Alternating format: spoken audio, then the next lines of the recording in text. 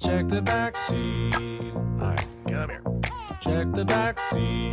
Gets in your head, right? Good. Because every year, dozens of children are forgotten in the backseat of a car by a parent or caregiver. All never thought it could happen to them. But with changes in routines, distractions, or a sleeping child, it can happen to anyone. Parked cars get hot, fast, and can be deadly. So get it in your head. Check the back seat. A message from NHTSA and the Ad Council.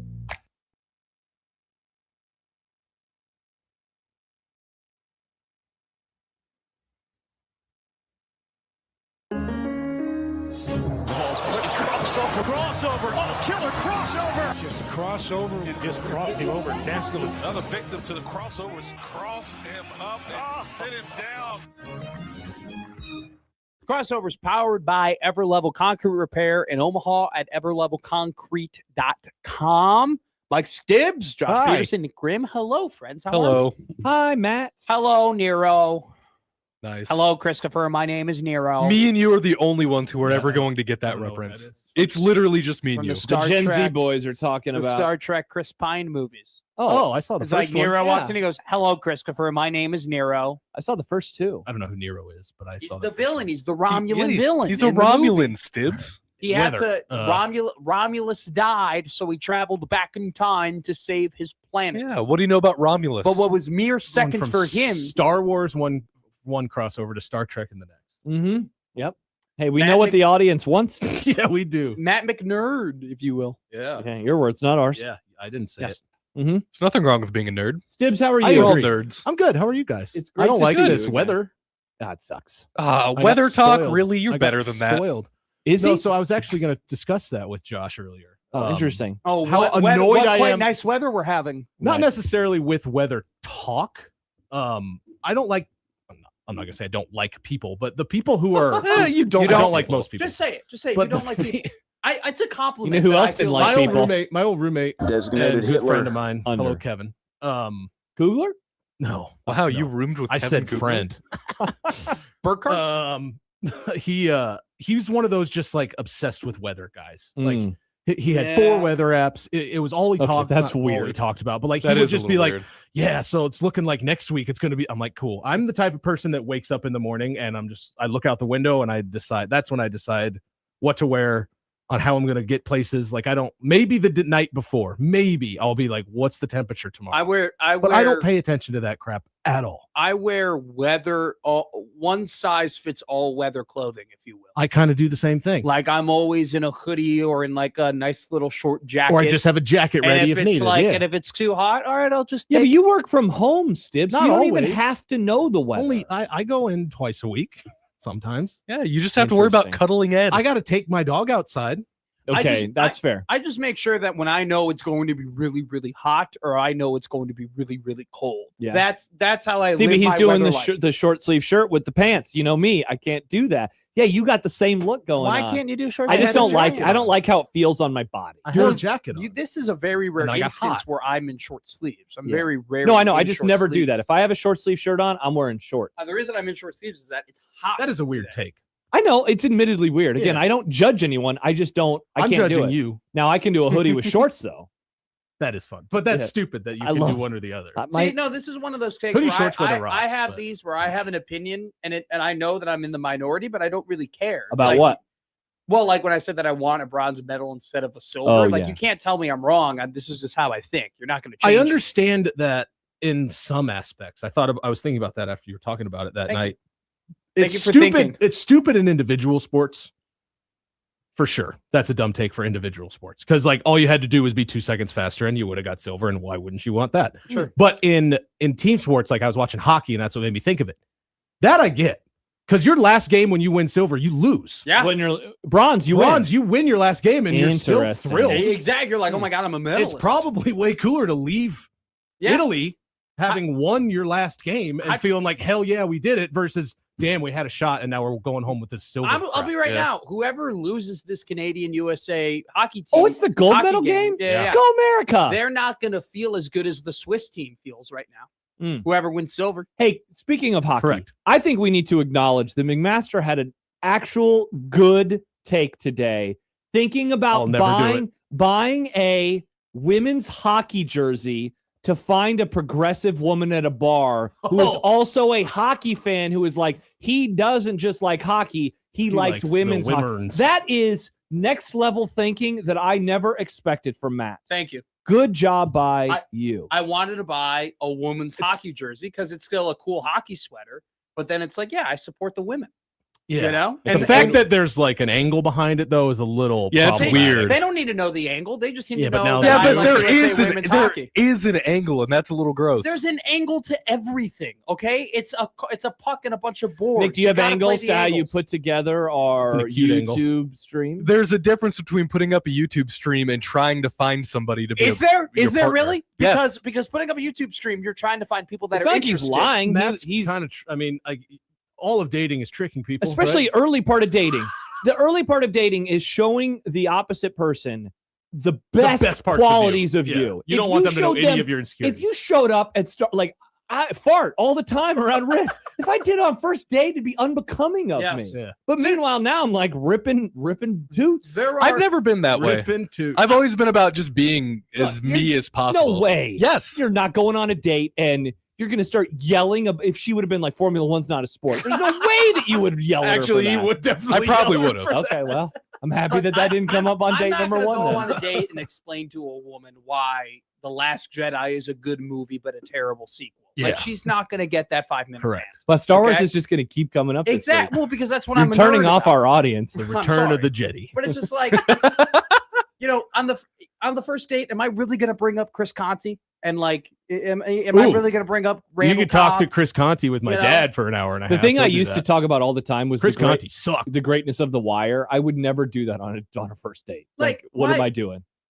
I'd probably do that with Sopranos. Yeah, you would. You love The Sopranos. If I was talking to a girl, she was like, "Yo, my favorite number is 21." I'd be like, "Oh, I hate Rex Guthrie." I'm not going to say that, Why you hate? I don't hate Rex Guthrie. I don't hate him. Yikes! I was like, he just wasn't a great player. I spent 10 to 15 minutes trying to talk Alyssa into watching The Sopranos a couple weeks ago. Yeah, how'd that go? I think she said she's going to put it on her list, but I'm not going to hold my breath. Mm. I wasn't alone. I was with a good friend of mine, and we were both huge fans of it. And we're like, "It's the best show ever made." And she was like, "No, she trusted him more than me." Best show. It's good though. It's the best show. When you tell somebody that you're going to put something on your list, how honest are you when you say that? Depends on the list. Yeah, that's true. It's like, oh yeah, I'll put it on my list, but like, it depends on who's the giving immediate me. list. If Josh is giving me a movie, I'll put it on the list. Oh, I trust Josh's movie takes, even if I might more than my disagree with TV some of them. takes. Because I recommended about this industry. I recommended industry, and Stibbs was like, that show looks kind of stupid. Just saying. Yeah, it's a good show though. But see, I know Stibbs very well, so like, he got in. First thing I said to him today, I kid you not, was, "Have you seen Begonia?" Because I watched it last night, and he was like, "No," and I was like, I said it's on my list. I actually wanted. I knew we weren't going to talk about it today, but I wanted to watch it before. But I'm so bummed we could talk about it in between. That's all we would have talked about in the hallway if he would have watched. So I think Begonia. I'll watch it tonight. So I can have you watched it yet? No, I know you watched it on Thursday. I did. I watched the first 3 episodes of Andor last night, though, and I like it. There you go. If you like the first 3 episodes of Andor, you are so in. Awesome. I can't wait to talk to Nick about Andor. You should. It's really good. Begonia, though, it's such a Stibbs coded movie. I told him this in the hallway. It's such a Stibbs coded movie. Matt doesn't care. I trust him with that. Hockey. Yeah, because I know you. I know the weird stuff that you like. We spent 7 years together in a tiny room every single day. Yeah, and apparently we're going to be moving out of this tiny room. You keep saying it. Is Emma Stone underrated or overrated or properly rated? Properly rated. She's one of the best actresses. She's very good. She's probably the best going right now. I can't never. Whoa! I can't. Actress going. Yeah, I think so. She might be. I can't ever not think about anytime I see her on an Academy Awards stage or in getting some of her these boob punched. Oh no, that was the other. First time I saw her was in Superbad. Yeah, Kyle's Killer Lemonade. She's like wanting to buy alcohol. Yeah. I went through a phase when I was in high school where I'd watch the Jimmy Fallon, like late show Jimmy Fallon, and he would have Emma. I didn't think I could think any lower of you, Nick. You watched the Late Show Jimmy Fallon? I recorded it. I DVR'd it, and I'd watch it after school. The Late Show Jimmy Fallon. I like Jimmy Fallon. I'm not. Anyway, keep going, Nick. Power through. Break the tackle. He would have her on as a guest frequently, and he would call her the Stone Bone. And now, unfortunately, whenever I see her, that's definitely that not just weird. in my head, it's like the Stone Bone. Bone? Yeah. I will say, when I have seen clips of her, like she does like the lip syncing thing for him, she nails that. But that's because she's awesome. Yeah, no, she is awesome. Problematic at all? Is he? No. Oh, Jimmy Fallon's a little problematic. She's I've awesome. heard. Yeah, she's great. She's a great actress. I don't know if you would like Begonia because I don't know what you like yet. I'm still trying to I don't have a handle Star on Wars, on apparently, yeah, and Star but Trek. Remember, he likes series, which is a very strange. Like that doesn't explain the You kinds also of have to remember movies that he how old are you? likes. 20 days, 12. Everybody knows how old I am. I'm not 23. No, and I'm not criticizing you for it, but you just have to remember, like, he grew up when those were the things that were coming out new. Sure. Like, how many Star Wars movies were you around for that came out in theaters? 2? 3? I mean, same with me though. When I was a kid, but I still liked Well, when it standalone remains- movies. 4. No, we I had mean, 6. Technically, Well, it Revenge came of out the in Sith. movies, Yeah, but, though, like, you or, didn't go like to theaters to 99, see stuff. 2002, 2005. You Yeah. know? Yeah. But then, I then still the watched Force standalone. Awakens and all the other stuff. But too. when I was 7, like I was still like they were. I don't remember going to the theaters to see them, but they were still big enough where we were watching them. Like Phantom Menace came out in 9901 yeah, 99. in 99. Yeah, So, I mean, it was 99 for that. Clones was 02, and then how my old were you dad- in I mean- 99? what? 2. Yeah. No, you were -3. I was -3. Yeah. Yeah. Okay. I wasn't alive. Wild. Isn't that great? Yeah, famously I feel born bad for after. him. 9/11 Yeah. under. What's ours? So, like, if we were growing up and to show Nom. our age, no, it Nom. wouldn't have been Nom. Watergate. No, I think what it is if we would have been working, if we're 23 and we're working with people that are 37, it probably would have been, I was born after the Challenger explosion. Yeah, right? that's That's- the Challenger. Is that the JFK one that? assassination? No, that's way before That's the us. Challenger. I The think it's the Depression. Challenger. Okay, now you're talking about Bishop. Because the explosion for the Challenger happened No, in Bishop talks 1986. about 6? I mean, Anytime- dude, that's literally 9/11. anytime. You know what I meant? I don't. A few more people died in 9/11. That's true. I was born in Less '97. teachers. Maybe. What happened? Like Princess Diana died slightly after I was born. No, we talked about it when he learned it. JFK Jr. That was the first yeah. big news story that I can remember that was like where people were like, "What, JFK Jr.?" Mine was Michael Jackson's death. Wow, interesting. Mine was for OJ? No, I wasn't alive. I don't even remember that. Yeah. Really? Yeah, I'm so bummed that I don't. I mean, like, I wasn't watching the. We were People young. died. it would have been so Josh. interesting if Two. I always wish I was like 3 years older because then I could appreciate all of my favorite sports teams being good. But also, I would have gotten to hang out for OJ. I didn't like. Obviously, We would we have were- gotten to hang I out was- for we were what, OJ. 6? People died. 6, Five, we were- 7, yeah, we were- 5, 6. Yeah, 6, 7. But 7, so I 8. wasn't like watching. I wasn't watching every day. Yeah, in you the were trial glued or into anything. CNN. But I remember when Yeah, he was Mom, look, the Cochran's about to put the glove on OJ. the neighborhood, the cul-de-sac we lived in got a limo for my mom. I think on her birthday. It was June, right? Why was she Yeah. a juror? No, for her birthday. They were just like, we're gonna go out and then You've never had a limo birthday? there were I've had a limo to a Hawks game once. That was awesome. it was basically to get a couple of the people that lived around us had older kids, so it's like, you guys babysit all the kids in the cul-de-sac. We're gonna go get drunk in this limo. That's wow, what, what it a was time to be alive. What a time. for. That night Now you do a was party bus. was the Bronco chase. Mm. So like, I remember NBA whatever Finals. we were watching. Probably I- the NBA Finals. maybe I don't know. Was drinking and driving even illegal back then? They had a limo driver. Barely. Barely. I mean, They I, just mandated seatbelts. I'm actually just like I'm The kind limo of driver kidding. was the drunkest No, one. no, I Only- actually know, like, what, in Wisconsin in like 91 or I don't know, but there's this great video of Wisconsin, like clear enough, good enough video where people in Wisconsin are reacting to not being able to drink and drive at the same time. Dude. I mean, It's like imagine those if videos of- culture wars would have been around back then, like It's they those are now. videos of Oregonians who realized they had to all of a sudden pump their own gas and they thought they were all going to die. It's like I hated going to Oregon when that was a law. That's Isn't that Just a let law me in do New- it. Isn't that a law in New Jersey? It's Jersey. Yeah. Yep. I So think I don't stupid. know that Why it is still that, is. Why is that a thing? don't well, I know. mean, those people make a little extra money. It's like a Mhm. part of their job. I've been told you don't tip those people. Jason says Oklahoma City bombing. I Yeah, don't what's- remember that I one was either. going to say that. What's but I don't the really next biggest thing that happened after 9/11? Wow, this is a Not bigger riveting than 9/11, radio This is but the topic. way next more biggest fun to thing. talk Probably the about. war on terror. The war on Probably terror. the I'm just trying to think of what, like, yeah, but that's not like because it is I an don't. event, but that's like a years long event. Right. Like it's 'Cause not then I this one. Okay, so you're talking about like a true. Yeah, because like I don't remember 9/11. Like a I was alive, but I tragedy. don't remember Well, it. I So got I'm a trying non- to figure out what the next thing. I got a the earliest I non-tragedy except for like a remember couple people. Osama getting capped was huge. That was like that was cool. obviously Yeah. a massive deal. is. That was after Was Michael it? Jackson. Housing crisis, but that's like a Yeah. big, Great movie. big time. Good nuts. movie. Didn't Great, The Rock? Didn't great. The Rock announce? No, John He tweeted like something's. Oh, I thought it was The Rock. I thought it was The Rock. The Rock tweeted it out, but John Cena Cena he said it announced it. on On on Monday Night TV, Raw or yeah, whatever. yeah. I remember I was But watching. the tweet is just so. He's like, just learned some news. USA. What are we doing Oh. calling The Rock with this classified Seriously, information? there's like before 10 anyone people who else? know Uh-huh. that he is dead, and they're like, And The Rock is one of them. "Hey, Dwayne, Dwayne, put I this got tweet some out. news. You might want to sit down, It was baby. me, Austin. It was me all along. The earliest thing I remember is Saddam Hussein, the statue, when that got toppled over. Big I remember deal. seeing that on the news. Oh, A couple my- people That was bringing up 2003. Katrina, by the way. That's Katrina a was good a big one. That was a good How about the And Berlin then- Wall? not a good one. Don't remember that. Yeah, I don't remember the wall going down. Gorbachev. Gorbachev. I mean, COVID. Yeah, but again, that's Trying to think of earliest since I was, Shoot. I mean, Obama getting elected, pretty big deal. I know Trump getting elected. Yeah. Oh yeah, huge. Quite the tragedy. I will never That's forget actually that night. I think I was up till 2 a.m. those drinking. are the It was two wild. that I remember. The Michael Jackson dying, and then they brought us all in the cafeteria and put a TV. They rolled out the TV For car Michael Jackson? for Barack Obama being sworn in as president. Of the Oh, United that's States. cool. Yeah, they had that And- on every TV in our. and they Did were- you watch 9/11 in school? We did. We did too. It was. I was in my first period, which was also it was a first 2 periods of the day because it was like a history and geography like joint class, and so I had that class for like 90 minutes. So if I remember right, the first tower had already been hit. I think I saw on TV the second tower hit, and I saw both collapse as a 13-year-old.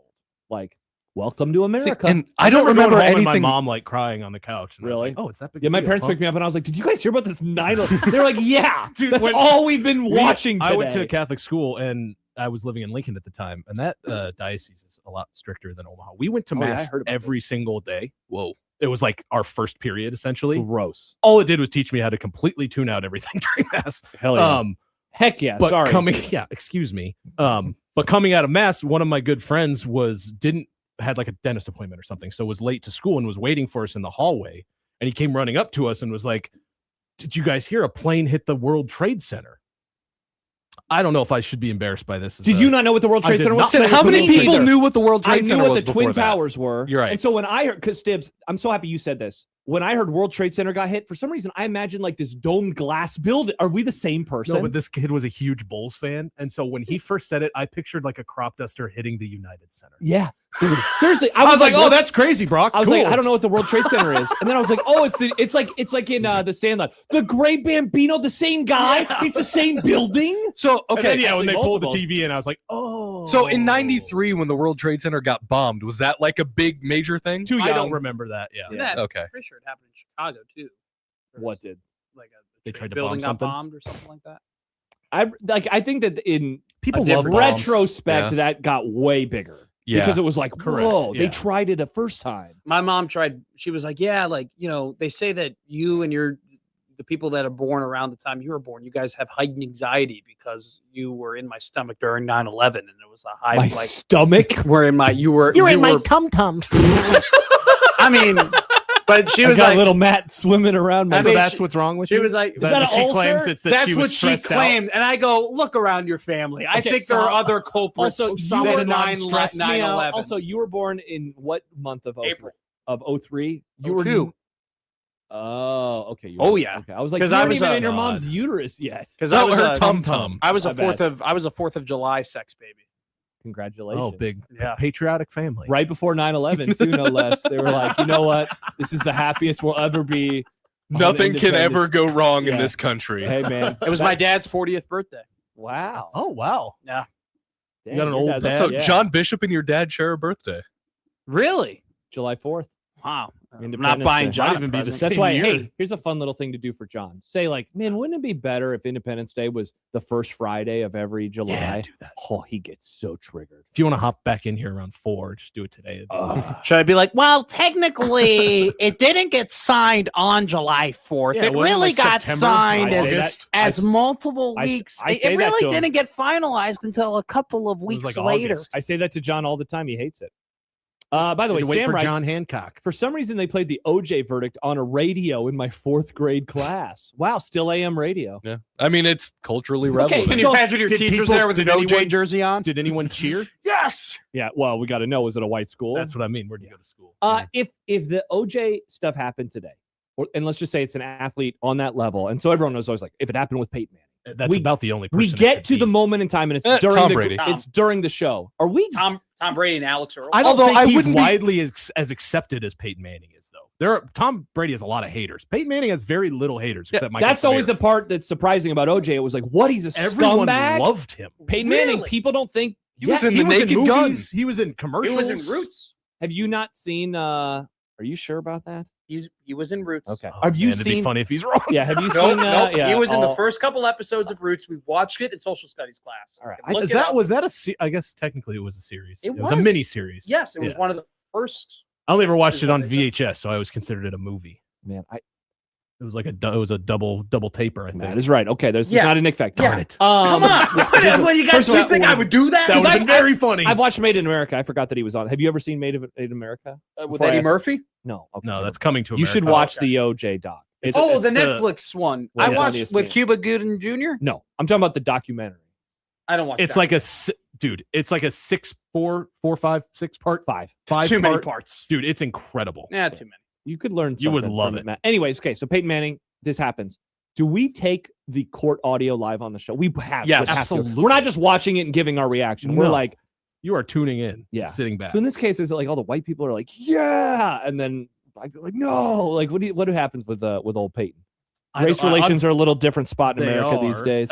Well, the thing that made that such a thing though is that he killed a white woman. He did. Okay. Yeah, So- that's true. So Peyton what- Manning has to kill a black woman. Yep. That's yep. all right. And then we have to get Wow, into that. Stibbs. All You right, need here's- to watch Allegedly. you need to watch Made in America. It's Matt. It's Do we have to really say good. allegedly anymore No. now that he's dead? Oh, good I was We call. can talking just about- say whatever we I want mean, about the OJ. killer- I The think. killer is still loose, technically. The juice is That loose. is true. We don't know who did We it. don't know. No one got. But if he did do it, The glove didn't fit. Wow. Okay. How about this? Sam follows up again. Anderson, Middle, and Millard. So super white. And yes, we cheered. oh, Wow. Miller, OJ very fans. progressive out there. woke Millard. Woke Miller. Is that woke that a killer got out? He did it. yeah. Everyone he was definitely- chill that he got he away did. with it. did you guys hear the rumor that his kids had to sign an NDA? No. When OJ's kids? OJ's kids had to sign an NDA on his deathbed. Is what? Because he confessed to something, apparently. That's I what killed the your rumor mom. is. Yeah. I killed your Imagine mom. that There's- being your father's final words to you. And but There's- you're like, but you got to sign an NDA, son. Like, what? Also, also- no. Like, is it- what's he going to do if you don't sign Yeah, it? exactly. Yeah, exactly. You're about to die. Yeah. Yeah, I don't think. Just let him die. Don't sign I it. don't And then think. he get his... I don't think representing the estate of OJ Simpson would be a very popular stance No. to take. By the way, Sam tweets in, the doc is so good. People, It's one of the best documentaries. Matt, you'll. Period. It's also good because you will learn a lot. Because growing up for me, I always like, why was he so famous? Like, I understand he was a great football I player. didn't realize he was like the Hertz commercial. Got Yeah, brought like up so how many do you times. Like, you saw that a million transcend sports times. to like that degree? And it does. And a he good might job have of been. explaining. And I don't. He might have been one of the first people to do that because sports wasn't as big because of a deal of the until then. commercialization. Yeah. And so that, like, I I don't think know that there was were- an athlete before him that Muhammad you Ali. could compare to him. Muhammad Ali See, and transcended. And that's the Okay. fun part about That's this a good too, is point. you learn a lot about like, you know, politics and sports Yeah. and why, and that was a huge reason why OJ was so beloved. Blew because out- He That was stayed- also around the he same stayed time. out of that conversation. Yeah. Jim Brown, Kareem Abdul-Jabbar, Yeah. like So- he wasn't playing he with So wasn't us. if you want to make the argument that he's the first one to not transcend sports without getting into politics, that actually would be a It pretty might be. interesting argument, right? Because one of OJ's famous lines to people was like, "I'm not black, I'm OJ." Like he Well, viewed yeah. himself as transcending. See, I race. didn't know that. I didn't know Very that. progressive. Of I him. didn't know that was a I don't see line color. until I think it was a Kanye song. It was it was a Jay-Z song. What- It was called "The Story of OJ." Oh, Oh yeah, It's a great very song. inappropriate song that we cannot say any of the lyrics. I like that song a lot though. Start it Whoa. off for us there, Matt. I don't know it. Do you want me to drop you a beat? Do you know the lyrics to please this song? No, I've never heard Please it. drop it. It Look up is- the lyrics. It is look up the lyrics to "Story of OJ," please. Who's it by? By Jay-Z. Jay-Z. Oh. I Hova. I'm not a big but in the Jay-Z one of guy. the Me verses neither. is "I'm not black, I'm OJ." I was Oh, getting okay. a little Well, that's scared. where he gets it from. Okay. Yeah. Tay's wondering if OJ would own a F1 team if he was still around. Nah, You don't think? You I don't don't think think they so. take that I money? think he might. Yeah, I can't read. The chorus is a little. I don't think we can read any of those words, Sturs. I mean, we could read half of the words. Every other word. Yep. Real, rich, poor. I'm closing it. This is scary. That's crazy. That's a bad song. Wow. That's stupid. No, Nick loves it. That's what Nick said. a good song. Nick said he loves the song. it's a good song. It's a good song Now, Stibbs, of music. Nick Gribb. we just got a comment and if you from read Matthew. the lyrics, you figure out what it's about. Now, I do know what it's about. I think this We is. don't have to discuss it. I think this guy is joking, but I don't know for sure. I'll read the comment from Matthew. Stibbs is garbage. Oh. Off to a great start. Stop making uneducated comments about Catholics, Josh. I'm done from 2 to 6. I'm done liberals. Used to be decent background noise while working. He's No, not kidding at all. yeah. I don't think there was any joke in there. Did I make a Catholic joke? I thought you did. I didn't even make a joke. I said the Lincoln Diocese is strict, and I went to mass every morning. Yeah, and it taught me how to tune out of mass. It did me a disservice to the religion. Yeah, I don't think I said. I stay out of the Catholic situations because I am Catholic. One of his tweets was about how he watched the Turning Point USA halftime show. Oh, hell yeah. This guy is my kind of guy. Outstanding. My name is Kid. He tweeted it. Have you seen that video of him and RFK Jr. in the sauna? Do you know RFK's working out? Yeah, he is. That's so wild. He got into a cold tub with jeans on. He's always wearing jeans. It's a real life I hate never listening to him talk. By the way, he also tweeted at Matt a month ago. Are you not on 1629 TV today? Live give today. This guy is awesome at typing. What was his name? Matthew Wallace. Yep. Isn't that a popular? Isn't Matt Wallace like a popular tweeter guy? No. I'm almost positive. There's a Matthew Walsh that. Walsh. Yeah. So there you go. He looks cool. I don't know. I didn't say anything about Catholics. You didn't. I'm confused. I didn't say anything disparaging. Also, Stibbs is Catholic, Matthew, so a lapse. Well, Catholic, but you know. I am garbage. He's right about that. I'm gonna have sushi today. Hokey Screw says, "Oh, what is this crap? No Johnny Boy Bishop today. Did he go on a bender after the UConn game? Was hoping to hear John bitch about Holgo getting on your boy Sam McEwen. Have no fear, Hokey Screw. John will be on at 4, and he is probably going to make fun of him. And have no fear, Matthew. I'll be gone in an hour and a half. What did Dana do to Sam, our boy? Yeah, I didn't see this. Neither did I. That's kind of. I don't know what he's talking about either. That's kind of concerning. Yeah, I like our this guys. sucks. Yeah. I know they got completely outplayed in the first period. Then they kind of, I got really into a Canadian sitcom yesterday. I feel like this could be my fault. Letterkenny? No, I don't like those. And then now Canada is kind of just sitting on their lead right now, playing really good defense, not pushing the pressure. So I don't know. This Not ideal. Canadian goalie's having a really good game. Not ideal. Do you have any other disparaging things you'd like to talk about? Yeah, we should probably get going pretty soon. But yeah, Matt, if you have anything negative you want to say about Catholics. I was asking you. I am a Catholic. I don't have anything negative to say about Catholics except for the fact that I don't like Notre Dame football. Yeah. Ooh. My take is just it's a lot of tradition, and we don't need you your need take. to change tradition. We don't That's all need I'm your saying. take. That's all I'm saying. They do change stuff. Yeah. They changed instead of with your spirit. There you go. I still get it wrong at Yeah, Christmas. you know what? Don't like that. I actually don't think either. the old way was better. Agreed. Yeah. Well, take it here up. we are. Here we are disparaging them again. Yeah. Take it up with the big man. Go back Son to of a gun. Wow. I was hoping you were going to say it. Matt, great to hear from you. Have a great day. Enjoy He's taking this serious. Enjoy. Yeah, he's what?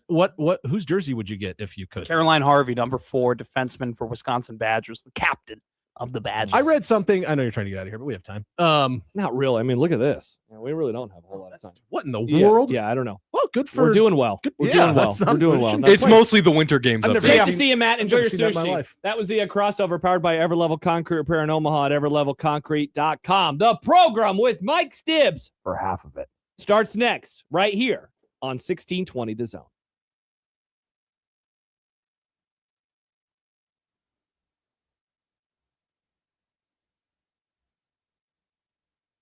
Today is a severe weather day with a winter storm warning in effect for eastern Nebraska, western Iowa, including the Omaha metro until 6 a.m. on Friday. Expect a few inches of snow, with snow arriving along with gusty winds after the lunch hour. Plan for a messy, slick commute with times of limited visibility. High today of 33, gusts up to 30 miles an hour. I'm meteorologist Caitlin Harvey with KETV Newswatch 7.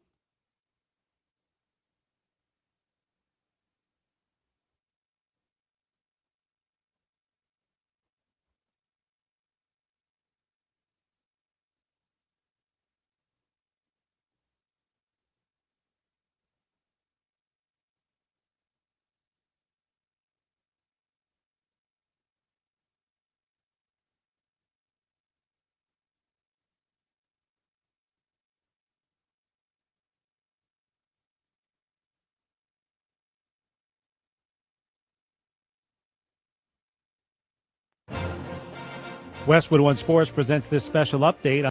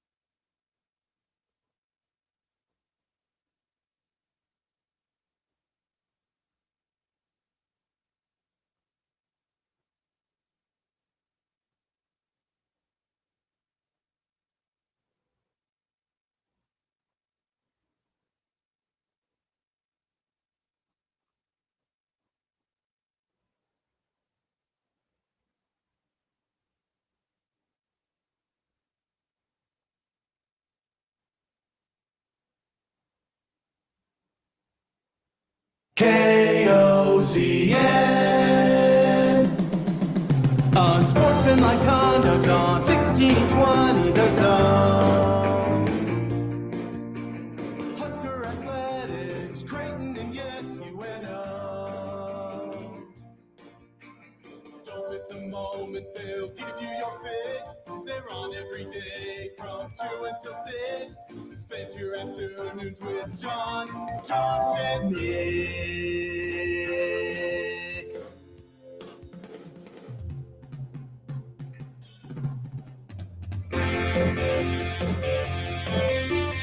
John, Josh, and Nick. They'll show you what sports talk really is. USA! USA! USA! America ties it up with Canada. You suck, Canada. 2:04 left. That's a spoiler On an alert. empty net. Forgot Let's to do go. the spoiler alert. Unsportsmanlike conduct on 1620 The Zone. Husker Athletics, Creighton, and yes, UNO. That was a good USA chant from you there, Skip. Thanks. I saw this video. Now, our friend Matthew, who is done. McMaster? I'm done, liberals. Oh. That guy, he would not like this joke. But I saw this awesome reel on Instagram last week where it was like, the first half is, man, I hate this country. I don't like what they're doing. But then every 2 years, these colors don't run! USA! USA! Yeah, And I was like, hey, absolutely. handshake. I get a lot less excited for the summer games, but I'm Why definitely is a Winter that? Olympics Why are you fan. out on the I summer don't know. games? All the track stuff I don't care about. Like Out track on run. and field. I thought for you the were going to most part. make fun of me for my running content. Oh yeah, Which I don't even do anything anymore. I don't No, write. it I wasn't don't content. podcast. It was a Oh, a it was, tweet. It was a retweet you had either yesterday or the day before of the guy who was doing lunges. Yes. Oh, that'll And you come were up in like, content later. Oh, cool. Well, you didn't, but you Yeah. retweeted a guy who was like, "Don't get in everyone's way. I was trying to do good." Shut up. Wait, did I do that? Shut up. I don't think that this You was me. retweeted a guy who said that. Are you sure, or was it not a joke? I don't know. No, if- it was a retweet. You didn't quote it, All so there right. was no context well, other than this guy retweets are not endorsements, Sibs. You know how it is. Oh, just said, "Oh yeah, wow, oh yeah, getting cool, everyone's man. way." You got in everyone's way for the first 2 miles of a marathon, doing something dumb for Instagram's likes, and then quit. Congrats. No, you read that wrong, Sibs. I'm not tweeting or retweeting that as a runner. I was retweeting that as a look at these stupid content creators. Aren't they Okay. idiots? Is that It's what more- he is? I figure he's some dumb I mean, he did Gen it Z for or video. no offense.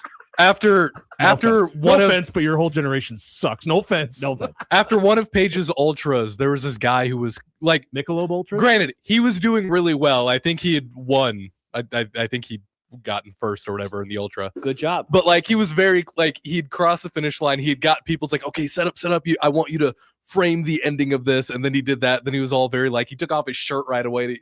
He was like talking to the camera. He's like, man, it was just it was so Yeah, hard. that's stupid. Whew. That's I did annoying. record a video Really performative. as I got my medal from Boston because I was so happy, but I have never sent it out. It's just for my own edification, Yeah. so I can see my emotions. Yeah, I took that as finish. you like being annoyed by people who don't more people content who creators. don't belong here. No. Also, if you're a good runner, the guy's lunging from the beginning. You should be yards ahead of him in the first 5 seconds. He's Yeah. not in your way. Yeah, I would not do that. Well, I guess I don't want to spoil myself. Maybe I would. Maybe I would. Find out later today in content when Well, we I get won't to be here, content. so- You won't. Well, you could listen though. Stibbs. Yeah, I will. This But is I Mike had to Stibbs. give my opinion now. Hi, Stibbs. For anyone who doesn't know, this is Mike Stibbs. I am garbage. It was great. Wow. I'm It was great. anti- You got to meet our new boss, and we got to explain in like 10 to 15 seconds.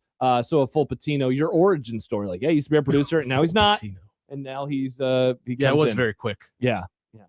That's what she said. He seemed thrilled though. Yeah, he seemed like Everyone's excited to meet me. Are Or they? see me. Or are they? That's not true. Yeah, I always like showing up when you beat me to the office because I can tell you're here. Your backpack is on John's chair, Yep. and I just hear lots of laughter. He was around here the at building. 12:30 today. What? Okay, now you're. What are you trying? I to was do, gonna stop and show get off? something to eat, and then I realized I'm not hungry. Wow. And I like the people who work here, so I came in to say hi to people. Last time I felt like I got here I got here like 1:15, and I felt like rushed. I didn't Wow. get to see and talk to the people I wanted to for as long as I wanted to. Yeah, what's the power rankings of Didn't people like you it. want to chat with when you fill in for John? Ooh, Go talk to Alyssa. I always hear you talking to Alyssa. yeah, she's probably behind Joey. Joey. I never get to see Joey. He was still Joey here? He was Yeah. here. That's Wow, why I he was tweeted excited. about taking a nap earlier, and he was still here. He was here. Yeah, because he was deciding, do I take a nap? He's like, it might be too late already. He did the for my Creighton nap. game, right? he did. He Is did. he still yeah. doing those? He's doing the early Creighton games, not the late Creighton games. It does seem like listening to the context clues, I feel like we are nearing the end of Joey producing this game. Okay, so this is his last season. What time was tip-off yesterday? 6. Oh, okay. Yeah. And like 8:15 because there were 1,000 free throws in the last couple of minutes. Yeah. So cool. So Joey's number 1. Joey, Alyssa. I mean, you would talk to Odson, but he's doing a job. Did stop in here and say hi. So yeah, I don't really get to talk to him, but I see Ed. hello. You want to see Ed? Ed's up there. Yep. Nick, I avoid Nick because I know I got to talk to him for 4 hours or 2 hours. 2 hours in here, so I don't want to give any takes or anything. I don't want to spoil the show. Understandable. And then after that, I did see he had a Mariners baseball on his desk from your boy. Yeah. Whenever I go somewhere, I bring him back a baseball. I'm like his father. Like, here you go, pal. Thanks I got for you the ball, Joe. I don't remember why I started doing it. Big Mariners fan, Nick. I asked you to get me one once, and now you just keep and doing now I just do it. So I got him a Pirates one. I got him a Rockies one. What were you doing in Seattle? I got him. Remember, I went there after my marathon stibs. Remember, I saw the walk off, and you were like, "I hate your guts." That's right. It was that JP? Awesome. I got to see a walk off home run to win the game. So mad. Man, that was I've seen the most boring ass Mariners games at the Royals. It's miserable. They won the last one at least. And you haven't been up to that stadium, I've right? Not, Dude, no. it is so cool. I was real close to pulling the trigger on going to spring training this year. I have a friend who lives in Arizona. Nice. And I have like $350 in Southwest vouchers. That it basically would have been a free trip outside of just tickets to the games and food. I'd love to go out for spring training sometime. And now I'm kind of regretting that I didn't do it. Oh, interesting. That's okay. Now I told myself, okay, now you just have to go to Seattle. Now you just have to go to Seattle. You get to go to Seattle. Yeah. I'm going to go see a Mariners game in August. Where? Kansas City? No, in Seattle. In Seattle? Really? Yeah. I didn't know that. You have tickets? Not yet. Who are they playing? Do you know? I don't remember which one of your to. teams is it? It's not one of. It's not one of Yankees. It's not the Yankees or the Rockies, but or the Pirates. Just Paul Skeens, not the Pirates.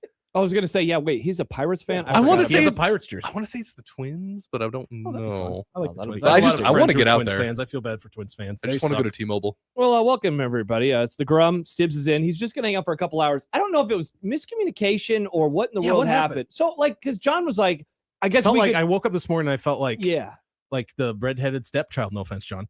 I was like, oh, you don't want me? Well, I think you don't want so. me? Here's what I think happened. So he originally was like, yeah, I won't be able to start the show. We are not going to get into wherever they're going because Creighton's at St. John's in 2 days. It's like, we're not going to get there until whatever. So I wouldn't be able to be on until 3:30. And I was like, okay, well, I'll just get a fill in then. And so I reached out to you and I was like, we're good to go. I think, John's generation, he just doesn't want to not work. He's like, I have to be on the air. I need to be here. Especially after last night. Yes. You know what? There might have been a situation where they he lose was by 20. Where he was good. like, no, I knew I wasn't going to. And then he woke up this morning like, I got to talk about this. Yeah. So John will show up at because you're not going to hear anything from me about that game. Well, that's too bad. We got it in our next segment. Cool. Everyone wants you to break it down. Let's get to the Grum Down brought to you by us. Stibbs is here. The snow is not done, though it hasn't arrived yet, which is really nice. Can it be done if it hasn't started? Can I have some more or something if I hadn't had any yet? Wow. Whoa. That is you should have saved that for dumb debate. That is incredible. It's going to arrive at some point in time, probably within the next hour Allegedly. or so. We don't know that. Dude, I hope not. I mean, we got, oh, wow. What does that look like below us right now in Omaha, Stibbs? Boobs. Yeah, I was going to say balls. Oh, but either way, of course you were. It's a... Oh, there's nothing no wrong with that. It's a little more bally than booby. Except for it's missing a very, very important thing that would make it. It's missing important thing that would make it boobs. Nice. Nipples? This is like a reverse. Yes. This is Where's like the nipples? This is like a reverse eunuch. It's like, no, we're taking off the other I have thing. nipples, Nick. Can you milk me? Can you milk me? Is there a name for a reverse eunuch? I think we call that a Theon Greyjoy.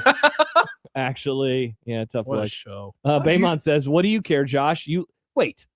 He says, "You love shoveling anyway." I don't hate shoveling. You didn't even like that show. Don't say what a show. You actively complained about Game of Thrones. I meant this show. Oh, my what bad. a show. We're talking about okay. I thought you were talking eunuchs about- and boobs and balls. I thought you were talking about Thrones because No, I was like, that's fine. Stibbs didn't even like it. There's a lot of love for this new one that's out. Yeah, apparently it's great. It's pretty good. Yeah, it's pretty good. And they're only like a half hour long. Okay, that is more intriguing. Yeah, you're like, oh man, I can I watch just told Sopranos for the 800th time, or maybe a new I just show. I watched Pine Barrens yesterday. That is a great episode. See? That's a great episode. I haven't watched it yet, but I saw a tweet that said He's an interior decorator. This show just proves how bad of a night that Jamie Lannister was. Oh wow, tough. Yeah. Yeah, I do remember him sucking. yeah, Jamie. Yeah, Only his sister. Nice. Chance says Josh likes the shoveler from Mystery Men. Wow, what a pull! First of all, I haven't thought about Mystery Men in a long time. Somebody wants. Nick, do you know about Mystery Men? I don't. Yeah.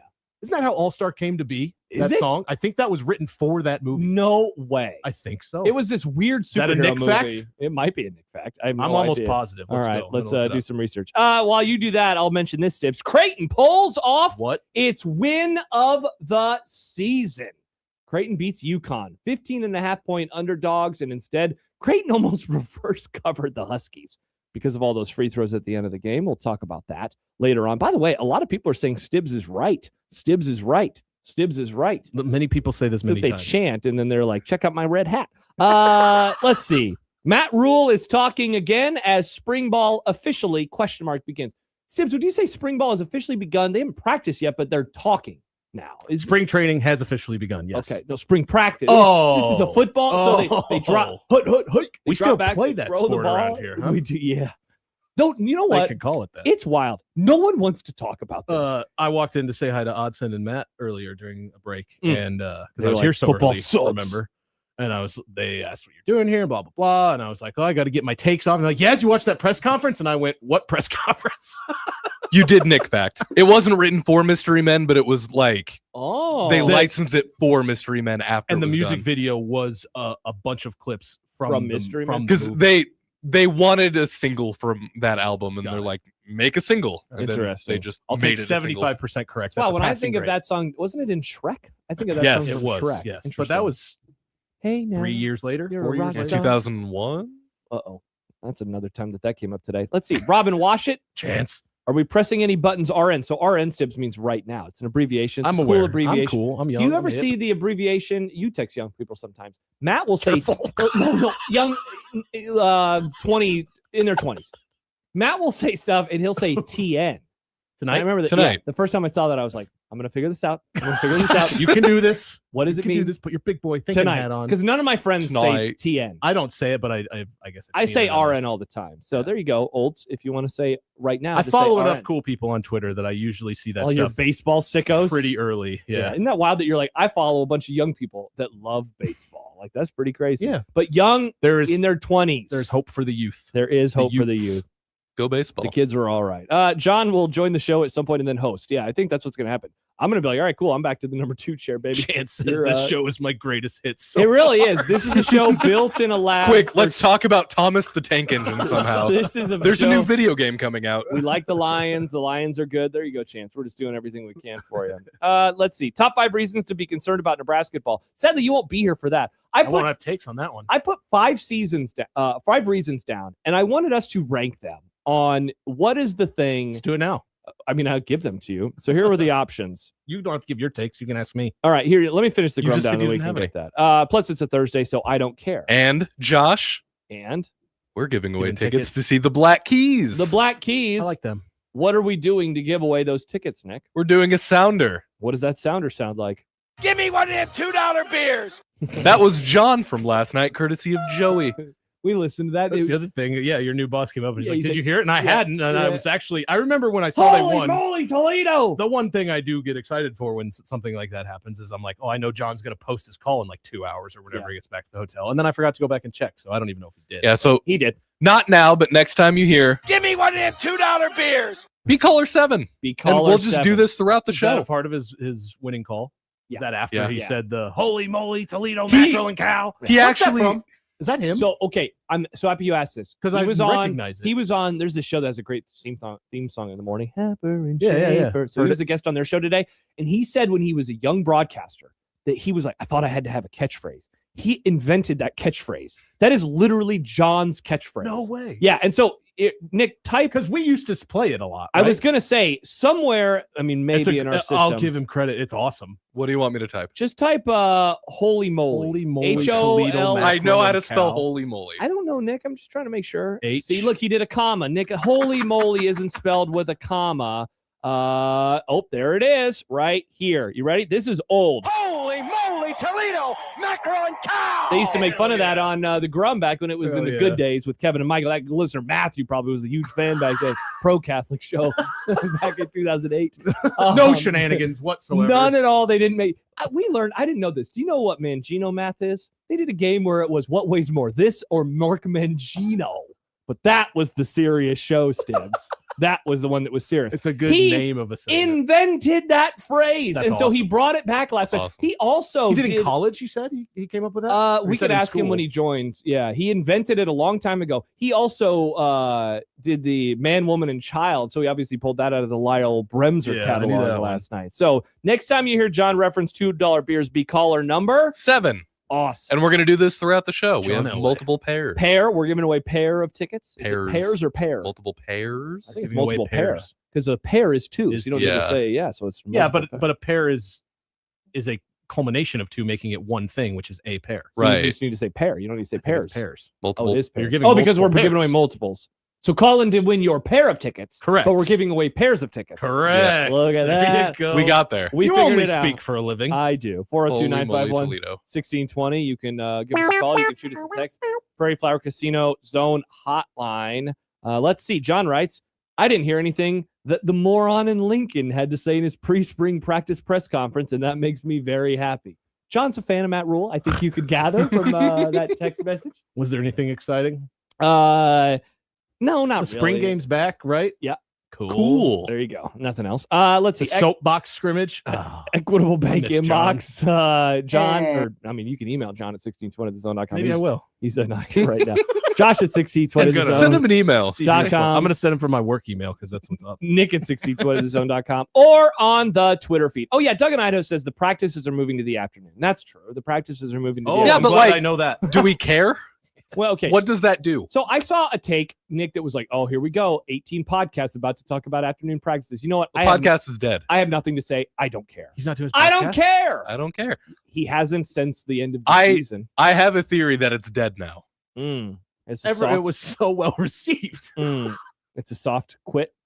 Yeah, I mean, he does that. He's quiet quit a lot of things he started. And let's see. YouTube. You can comment in the YouTube comment there. section. All right, Stibbs. Here were the you know what? Let's take a break. Then I'll give you the 5 reasons to be Okay. concerned. Maybe you and I can just do this segment. And then if John wants to hit on it later, he can Yeah, hit what on does he? it too. He doesn't want to talk about Nebraska He basketball just wants today. to be like, honk, I just emailed him. honk. We'll see if he responds. All right. I don't know how they're getting there. I think they might be taking a bus. I want to ask you about. Maybe you can't talk. Well, I don't know why you couldn't. But why is it so different this year with him? He seems to be gone a lot. He said- he very rarely went from like away game to away game and was gone for like All a the whole- road games are midweek. All the home games are weekend. And And that's is just a it's schedule anomaly. Yes, like it used to be, I mean, it would be jumbled up. Yeah. And so because It's all just of the by road happenstance. games have been like this, and they've I mean, had it's multiple, pointless to come all the way here then go all the way back. It just seems weird. and then they've had multiple early games. And so like a 6:00 game, he would have, I mean, it's kind of like today, he would have had to do like a 2-hour show. And normally we Yeah. don't want to do that. We don't Yeah. want to have a half show with anybody. And so that's why it's been weird. Yeah. That's why we're having a half show Now, with you. I mean, look, thank God. And do not take this a bad way, Creighton. Thank God they're not making the tournament. He won't be traveling don't know anymore that in a yet. couple of weeks. Yeah, I guess that's true, Stibbs. You I could be saw right. something yesterday Yeah, they after could- that win that if they beat St. John's and then win and win and win and then win and basically win, make it to the semis, I think, of the Big East tourney, that would they be have enough. a chance. Okay, I'd say it's okay. enough. So if They they just win have a like chance. 8 games in a row, They have to win. Yeah, they have Okay. to win like 8 or 9. in the words of the kid from Angels in the Outfield, it could happen. Could happen. You know that reference, Nick? Yeah. There you go. You'd like that. You seen I that had, movie? yeah. Okay. It could happen. Probably the earliest baseball movie I ever saw. By the way, Doug in Idaho with an actual practice in the afternoon take. It was a bigger deal when Frost moved it to the morning. Took a lot of reworking on the academic side for players to have classes available later. That's true. It was a huge pain in the ass because they had to change all of the class schedules to later. But now What a every Frost thing to do. every class, yes. Also, The university has to adjust to us. Also, nice reference, Nick. Thank you. Surprised he would want it in the morning, considering Thank you. I Yeah. was just going to lean right into he those seemed like someone rumors. who likes to sleep in. We'll put it that way. Yes, who wants to wake up and put their face in a bucket of ice water? Yeah, but think You about know? it this He's way. like Leo's character in Once Upon a Time in Hollywood. No wonder he was never clean shaven. He had to get up really quick I mean, and go to practice. If practice You feel is sweaty already. if practice is done by noon, though, you have so much time to do other stuff. That's a good Power rank the worst parts about a hangover. That would be a fun topic. Everything puking. Food makes me queasy. I guess so. Yeah, I mean, that sucks. I don't like the feeling of being hot and sweaty right away. It's like you wake up and you're like, oh, I'm gross. It's like all I've been doing is sleeping. Yeah. Imagine if I start moving. Hangover in the summer? Bad. No, That's why you stay on a couch with a fan on you. Bayman says, or J-Man, he was watching Morgan Hand. Baymon, but you can start drinking margaritas that much earlier. All right, everybody knows what's up. You got it. Let's Adam Trymouth. Doug and I know. AM practice, PM Golden Spike. Look at this. I love jokes. All right, we'll power rank those. See, this is good for the Creighton fans who are like, why aren't you talking J-Star? We're waiting until John arrives because it'll be a lot more fun when John is here. Plus, now we're going to crap on Nebraska basketball for him. So, we're reaching across the aisle. Call Stibbs Marjorie Taylor Greene and call me AOC. We're reaching across the aisle, doing a little bit of a handshake meme. That one Matthew listener is going to love that reference, I'm sure. All right. He's not listening, remember? That's true. He's not. It's the Grum. Good to have you with us on this Thursday. Stay safe, everybody. Stay safe. Stay safe in Lincoln is a Buffalo, my man. Appreciate you tuning in. It's Unsportsmanlike content on 6020 The Zone.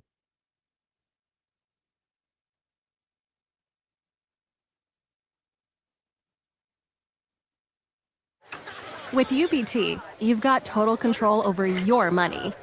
Like Doug, who runs his game day tailgate like a well-oiled machine. I got burgers, brats, chicken, dogs, plus all the fixins'. And with the UBT Go app, I can track my food spending from anywhere. Pro move. They don't call me Grill Sergeant for nothing. No matter your goals, UBT helps you feel good about reaching them. Union Bank and Trust. Member FDIC.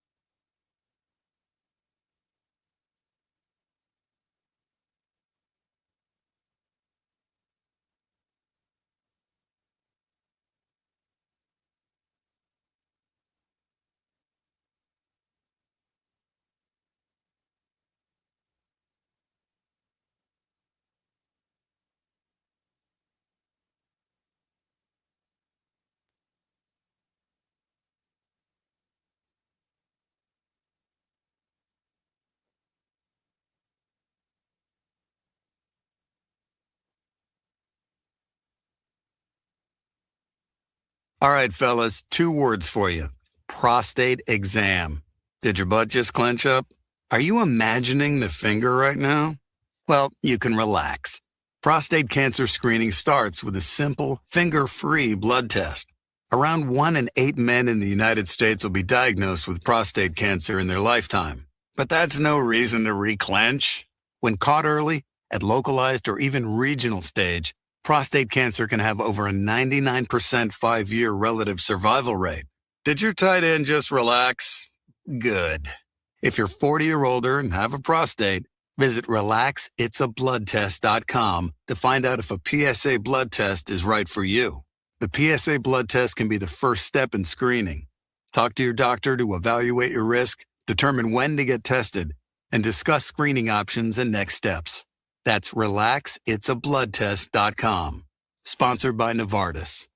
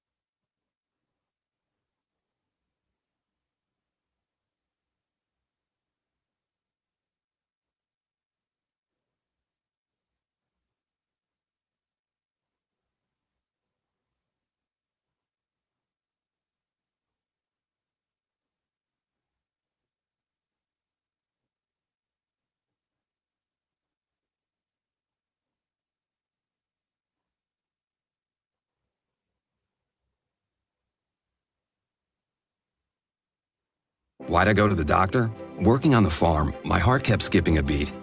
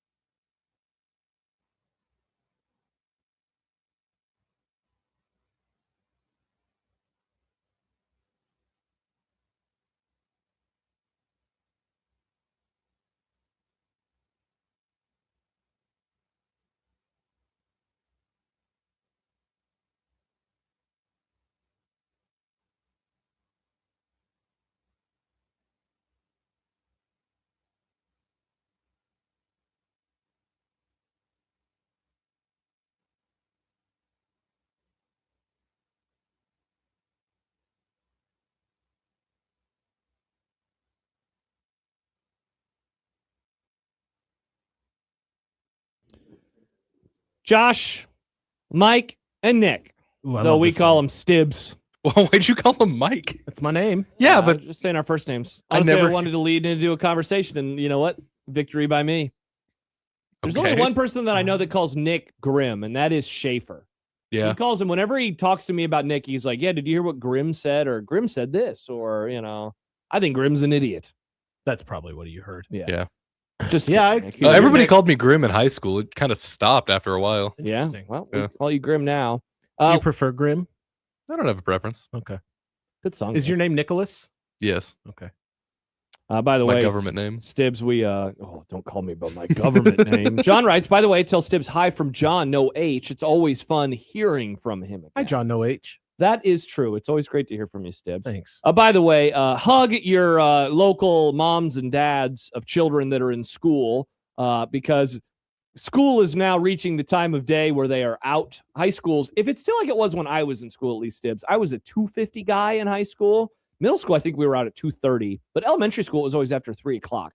Either way. Yeah, I remember that. I went to, as we discussed earlier, I went to Catholic school my whole life. We were always, it was almost always the same, and it was always later. Yeah, it was always like 3. Go!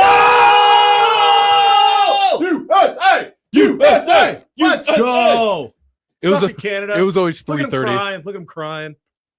Tough. Yeah, we were always out. It was like 3 or 3:15. Okay. It was always 3:30 for us all the time. Yeah. So I saw a tweet from John Schreiner, friend of the Grum, fill-in from time to time, who writes, so glad that school was canceled today. It's far too snowy for the children. And it's a photo of, it looks like the forest from Blair Witch Project behind his house. That's pretty cool.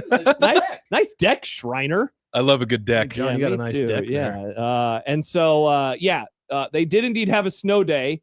The snow, it looks like we're finally getting a few sprinkles here in Midtown Omaha. It's not a sprinkle if it's snow. Yeah, it's a flurry. It is indeed a flurry. What is it if it's a smaller flurry though? Because a sprinkle is is there smaller than a flurry? Lesser raindrop. So if it seems like it's less flurries, what would it be? I don't know if there's a lesser flurry. I think it's a small order at McDonald's.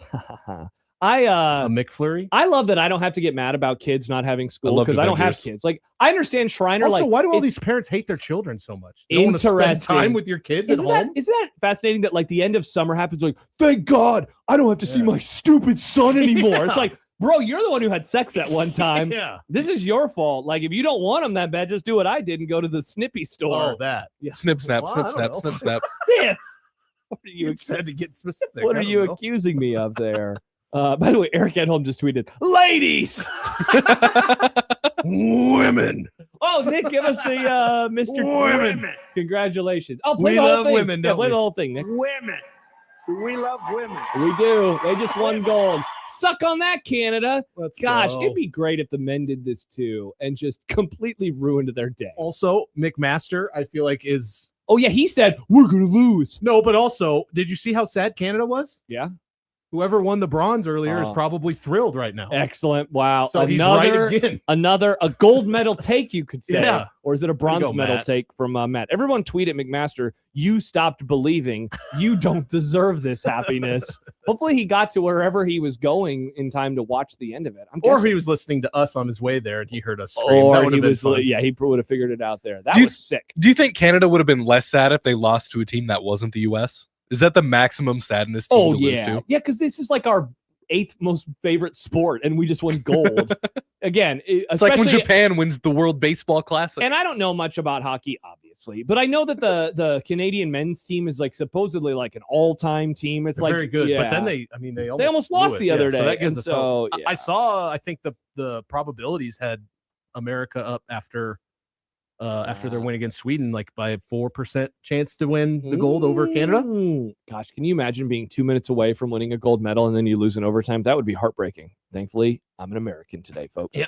All right. Didn't know anything about that. Okay, so I told you I have a list of 5 reasons to be concerned about Nebraska basketball, and I wanted to put these in order. Now, it's funny because Steve emailed into the Equitable Bank inbox. He gave me 5 things, and so I didn't even have to offer them, but there is a good amount of overlap. He says, biggest concerns, 1, offensive rebounding, 2, lack of depth, 3, lack of size, 4, recent offensive inefficiency, and 5, number 4 has contributed to turnovers, 16, 14, and 12 in the last 3 outings. Like I said, there's a little bit of overlap. Here are the 5 that I wanted to present as a thought exercise to all of us. I know we all love thought exercises. I hate thinking. Okay, well, let's see how this Here goes we for are. you, Stibbs. It's like we put a baby's brain in your adult body. That's, I think, what happened here. All right. Slow starts in games. Small brain. This has been a problem, certainly recently. Dare I say, I mean, you could find some of the bye games in December where it's like they didn't get off to a great start, but then, their talent overwhelmed, especially lesser opponents. But the slow start against Iowa, certainly the slow start against Purdue, et cetera, et cetera. Number 2, and I decided to put 3 guys in one bucket, Rink, Lawrence, Frager, as of late. How there is like a inconsistency with Rink Mast, with Jamarcus Lawrence, and with Braden Frager. Certainly for Frager, it's since the injury. For Rink, it's a month and a half. And Lawrence is just... It was even before he got sick. Correct. A little. His Like, that last definitely good didn't game help, but- until recently was the Michigan State game. And then he got sick, and it was like, oh my played gosh. well in Which one was it last week that he played Northwest. Like he didn't have a ton of points, but he did a lot of dirty stuff that helped him win that game. But it wasn't like a close game necessarily. So Yeah. But people were like, okay, he looks a little bit better. I think he's okay, and he really hasn't been. J-Law, I don't disagree. I think he's a little under the other 2 as far as for sure. worryiness. For sure. That's true. The third option is just depth, raw depth. And what we're really talking about is they don't ever put anybody else in the game. And so these guys, in a way, Hepper had a great question. It was like, are they running on fumes or have they been figured out? And it's like, which one is it more? And I tend to think it's they're running on fumes, and that goes back to depth. Yeah. Because it's the same, 6, 7 guys who are playing all the time, and it's a real big problem. 4th option, rebounding. And what I'm really talking about, of course, is offensive rebounding or allowing it. And then 5, the weight of everything. And so like this was more of a nebulous idea of it's now all catching up to them. And so real quick, if I'm being honest, that would actually be my number 5, but I did want like 5 options in here. It seems I feel like that weight would have hit them earlier if that's what it was. Correct. Like why I don't think had that's why they lost. game win streak. Like it would have happened. Yeah, I agree. I don't ever think that the pressure of this season got to them, and I still don't think it has. I'd rather that, honestly, than what I think it is. And the other reasons are way more tangible, and it's like, that's bad. I think that the figured out would rise up my list after the Iowa game. That looked like a team that had you figured out. You couldn't do anything on offense. Yes. And there was absolutely no answer. After every timeout, I was like, okay, they changed something, and it was just still the same, try to get Price off of a screen, and they just couldn't. Yeah. And then they had nothing else. They were doing all the handoffs like way out beyond the 3-point line. It's like they never could run the offense down low at all. And props, I mean, I was picking everybody up right after half court. I mean, they were basically half court pressing the whole game. I do think my biggest worry is the rebounding, but on top of that is just their size. They don't have. Yes, it's shown in games where it was Purdue and Illinois. I felt like were the biggest ones. They just put 2 or 3 7-footers out there, and we don't have an answer for that at all. I told this story last week. I missed the first half hour of the game because I was driving home again the Purdue game, and when I could tell wow, they are getting a lot of offensive rebounds. Purdue is, and finally Sam Hoiberg grabbed one, and Pavelka's like, and now the rebounding edge is 8-1. And I'm like, oh my gosh. Crazy. And it was pretty much the same number in overtime. And so it's like, you look at the first, 3-4 minutes of the game, and then the last 5 minutes of the game, and the rebounding edge was 16-3. And talk about in a game that goes down to 3 points, how they gave those extra chances. And Iowa, they ended up losing the game by 5. But think about the last 2 minutes when Iowa essentially ticked a full minute off the clock. They didn't even score, but they had that much of possession time because they kept getting offensive rebounding. I also think that the offensive rebounding or the rebounding thing comes into play in conjunction with the depth. Because overall, I do think they've gotten some good minutes from the Cale Jacobsons of the world and Jared Garcia for a while, but he hasn't been great lately. They don't even want him on the floor anymore. But because there's, is it Bear K and Rink that are anyone of any size that they trust try to go up against some of these big guys? And at the end of games, those dudes are gassed. They have no one. They put in, when Rink was hurt, who was the young guy they put in from Iceland? That was you're talking about the game against the real scrawny freshman against Michigan when they played Leo Curtis. Yeah, he had good minutes in that game. He did. I'm surprised. I don't know. Is there a red shirt rule they're trying to avoid? He hasn't. He's tiny. Wow, you ready for this? He actually has not played since Michigan. No. He has 2 games this year in double digits. One against Nick's favorite baseball team, UMass. The other is Michigan. Every other game, Stibbs, the most minutes he played is 7. But in Big Ten play, the most minutes he played, again, outside of Michigan, is 3.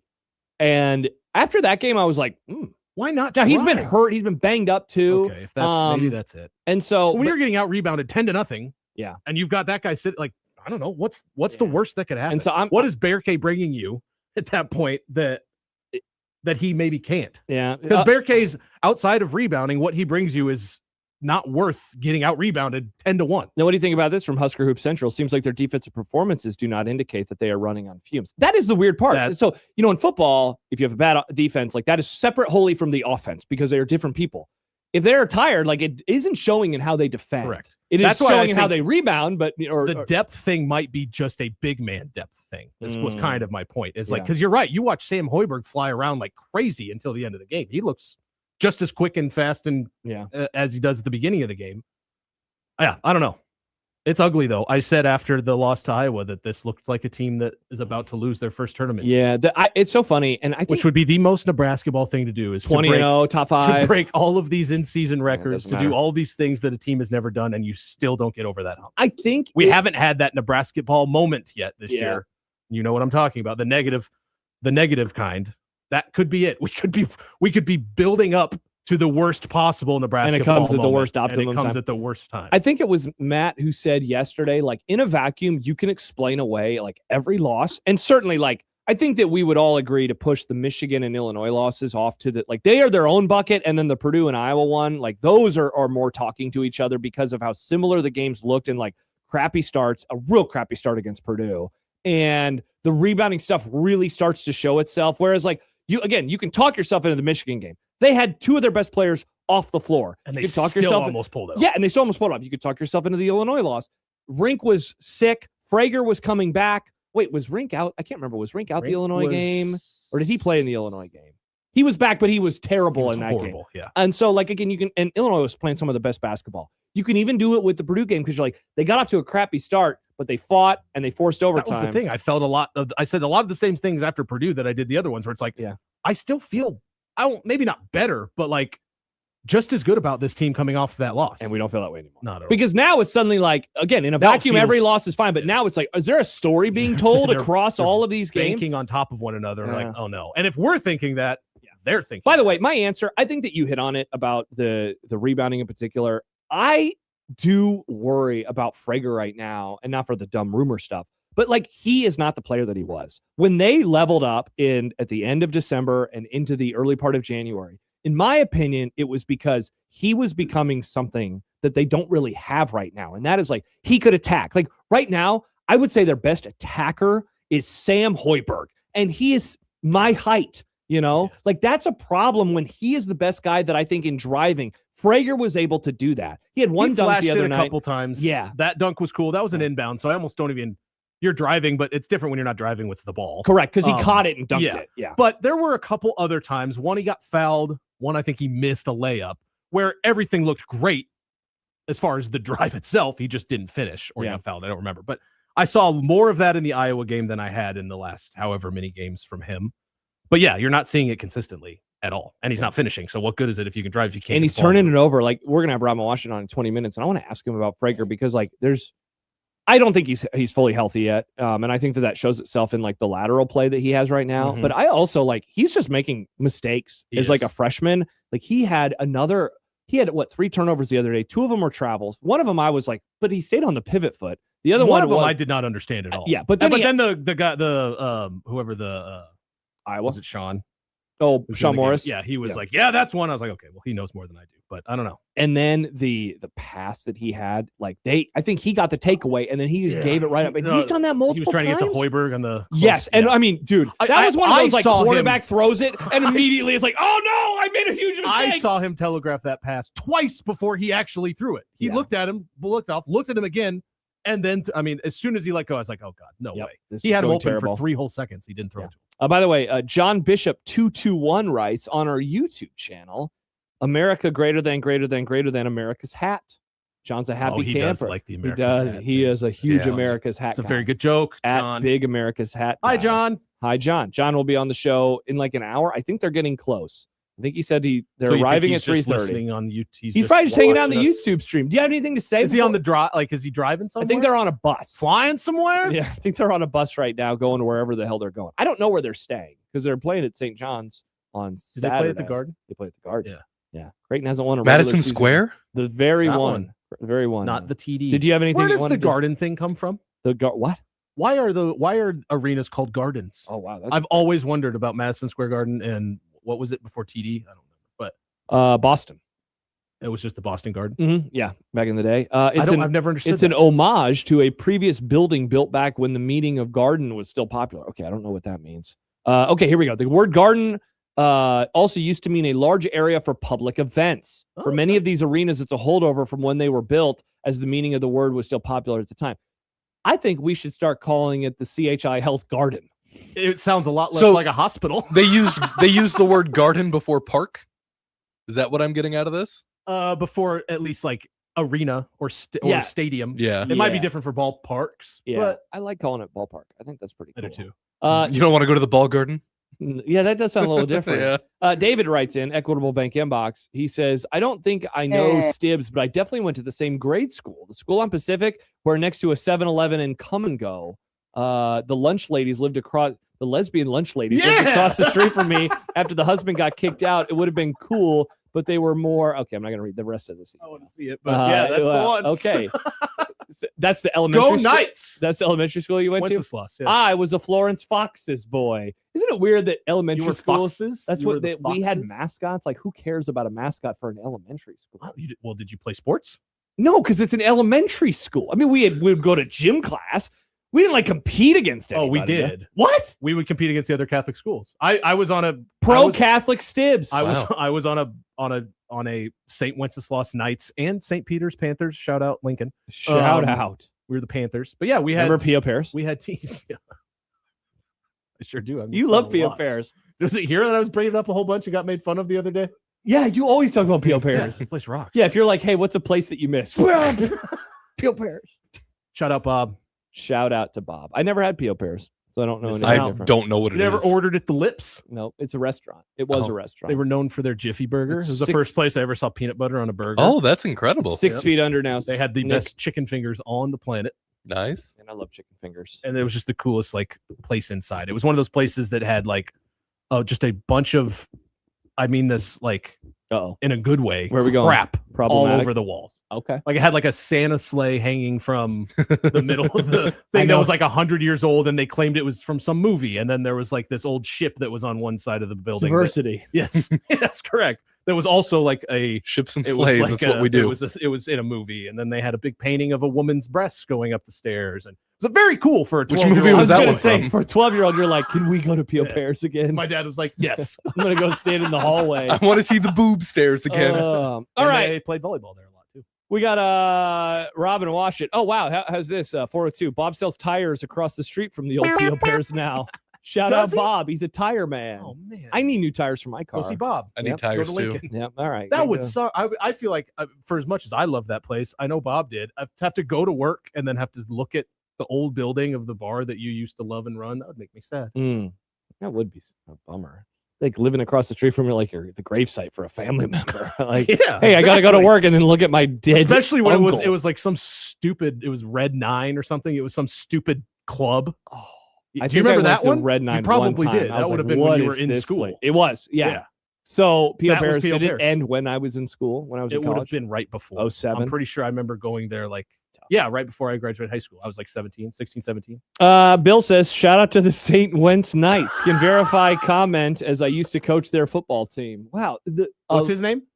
Bill. Hi, Bill. I'm just a Bill. Dave writes, Stibbs, do you know... No, let's just you know Mark Haben Street. I grew up on his street. It was great friends with his older brother Danny with Scud 07. I think is it Monkey? He went to MW for a while. You know Monkey? Wait, Monkey is spelled like that? It's spelled like Monkey. I don't know what. Okay, he spelled it Moehnke. Well, his last name is something that sounds. Monkey. His last name is Mankey, but that's why they called him Monkey. Wow, the Hi, John, lore, the if you're lore listening. of Stibbs. All right, if you know Stibbs, if you know me or you know people who you think I might know, that's even funnier. Bishop do says, you know Mark Heben Street is the funniest thing I've got. I do. Hi, I Mark. should just. Is it doxing if I take that and put that on no context 1620? No, we just said it on the radio. I guess How that's is it true. anything less doxing than that? Bishop says Stibbs' retired jersey hangs inside of St. Peter's gym.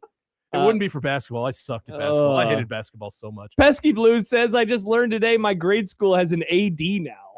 What on earth? Why do you need an athletic director for elementary school? Wow. J-Man says, okay, I'll read this and then we will go to break. Heading to the IMAX for some Elvis, everybody. Drive safe out there. What? What is happening? Well, you don't want to watch Elvis IMAX? The movie? Okay. Elvis the movie, like the one with Gerard Butler, What was Austin Butler. What was the joke, Gerard Butler? That'd be interesting. Wasn't the joke about Austin Butler? He did that, and then all the movies he couldn't get rid of his voice. Yeah, if you watch that Apple Masters of the Air, he starts doing Elvis. He plays a guy from the South, and I think they specifically did that because he still had the accent. Still doing it. Yeah, that's weird, man. Those actors are just so in character. All right, more to come. John will join us in a little bit. If you're like, is John just going to hang out in the comments section all day today? No, he will return to the show. That's why we have not talked Creighton yet. We are waiting for John to arrive. So they beat a top 5 team last night. Holy moly, Toledo, mackerel and cow. Incredible. Yeah, I know. So John will join us in a little bit. We'll do like a crossover like the olden days, and then Stibbs will say goodbye. Again, John wasn't supposed to work today, but I just think he really wants to talk about the Creighton game. I don't blame him. Yeah, and then you'll get home to beat this. That's true. Snowstorm. We're still took the day off work we're still waiting for 2 hours of work. Hey, Pretty great. Not complaining. You could do the balls and boobs are almost here. See, now they are boobs. They do are. have nipples. They are getting. those are boobs now. Close. Those are for sure boobs. It's basically it's right over here is where it's just about to come over us. So Everybody south, huh? It's coming from the south. Very strange. But there's also a western one. Totally normal. I'm sure it has nothing to do with anything we've done to our planet. Sorry, Matthew. It's cold outside, Stibbs. Let's do that. Matthew guy's gonna be really triggered now. You basically implied the ozone layer's fine.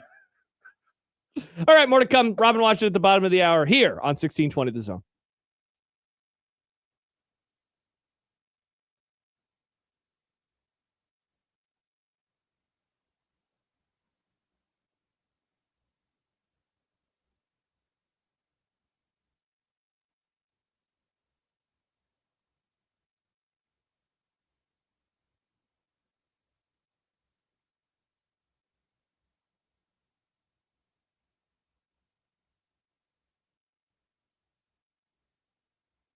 Give me one of them $2 beers.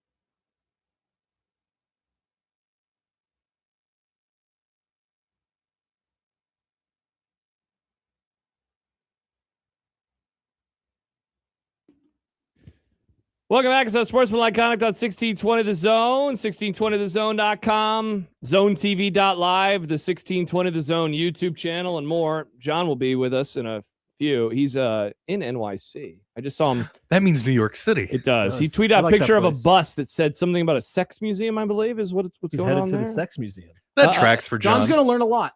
Okay, is John not going to be on the show today because he's going to get lost in the sex museum? Not a bad idea. Lost in the sauce, not actually lost. He did really like that store in Vegas that had all the one of those politics stores that's like, I want Trump here, like those types of places. I bet Kid Rock loves that store. Oh, yeah. Jim writes in, the mascot of my grade school was the Hustlers. They changed it when I was in 5th grade. Didn't understand why at the time. No, because they're hustling. They're running fast. I was going to say that was all. See, I don't know. My whole life, Hustlers has meant the same thing. What? A good thing or bad? No, I mean, I don't think it's bad. But it's like you're hustling a pool. Yeah. Tay writes, horny. That's John after all. That is John. Brian's the horniest show now. No, McMaster is. McMaster's pretty horny. He did a whole segment today about getting a women's hockey jersey to try to trick women. Well, into that, but sleeping then with him. 80 like He's listeners treating women like fish. Listeners were sending in women from the 80s that he didn't know who they are, and he was like talking if they're hot. It was like what the old Michael Babe of the day. He really did. It was kind of like it was like Dimes on Dimes. Wasn't that what the segment was called? Yeah, it was like he pulled a Mark Zuckerberg in a way, face smash, doing that stuff. From remember Mark Mark's Zuckerberg? in some trouble lately. Yeah, he's in court right now. Yeah. Bamon writes, guys naming dudettes. By the way, shout out to our latest listener, Hank. Hank won tickets to the Black Keys. You can continue listening for that drop from Nick. He will play it. Also, more details online at 1620thezone.com for the Black Keys Peaches and Cream Tour coming July 20th to the Astro Amphitheater. Speaking of 1620thezone.com, Stibbs, enter online. I don't think you can win, sadly. For a chance to when is that over? We still pay you whenever you do this show. I haven't got a check in a while. Interesting, Nick. You can get I'm signing the sheets. Enter a chance to win our Get Your Together 5K sweepstakes. The contest runs for 5 more days. Also, we're doing the Girl Scout cookies year supply of those contests right now at 1620thezone.com, which has then brought about a lot of takes. Which ones? I don't know. Or do they just send you a pallet? My guess would be you don't get to choose, but I don't know. I've always wondered what happens when you There's win not a many I blank don't of like. the year. I know how it works because Schaefer won Coke for a year from your. It was the very father? first Miracle Hills tournament, I think. No it was the first, way. What did we call that tournament? Open? The Grum Open? No, what? Grumvitation? No, It wasn't the Grumvitation. I don't know. No. 1620 the golf? I don't know. I don't remember. But Golf yeah, Flash? I think you have Golf options. Flash. It's a case or a 12-pack per month, and you can either go pick up 12 of them or you can come get one. Oh, that's fun. By the way, John has responded again on the YouTube channel. He's obviously doing lots of prep right now, getting ready for our show. I'm visiting the Josh Peterson wing of the Sex Museum. Well, that's over. All right, that's pretty good, John. That was a nice roast. Let's see. Chance writes, Matt is doing a new spin on putting moderate on your dating profile to land a progressive princess. Good job by you. And then Shane writes, man, Michael really crapped on Girl Scout cookies the other day. Yeah, he was roasting I them. heard about that, and then you were like, and we're giving some away. I love Girl Scout cookies. That is awesome. Wow. What? I just said that is awesome. Wow. Like, There's not a single one of them that you like? I don't, Just say it. We're talking. Who cares? You're going to give them away anyway. Don't ever eat them. No. Okay. Well, Don't that's ever just you eat them. being An idiot. Let's see. Stibbs, I have a question for you. I love Girl Scout cookies. Robin Washut. I mean, we're about to go to break, so this will be like a 2-second segment. Should we be excited for spring football? No. Okay, there we go. Topic. You wanted over. 2 whole minutes on that? Yeah. Man, I'm not even excited for fall football for this team. I wonder if anyone's excited right now. There are, and like I'm not going to argue with people who are. I'm not going to try to tell people they shouldn't be. That people live their lives through that team. I get it. Yeah.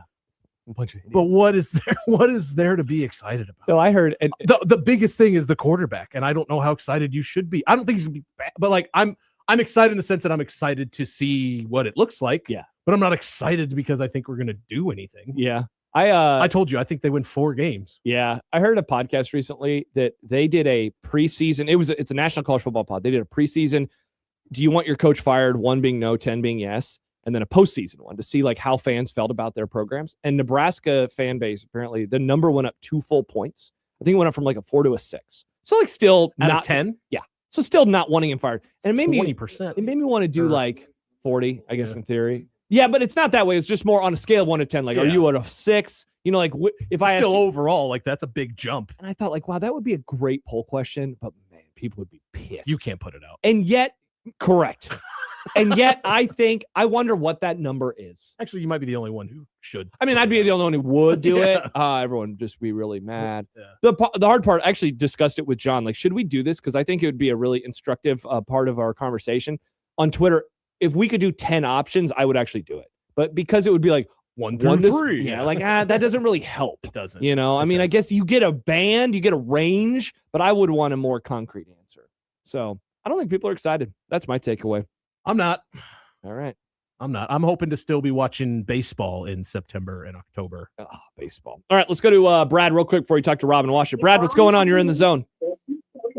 Hey. Hey. I just wanted to say I really appreciate the Omaha Knights. They were really great when I was growing up. And I don't have much to say about them, except for I remember Russ Baldwin doing the games.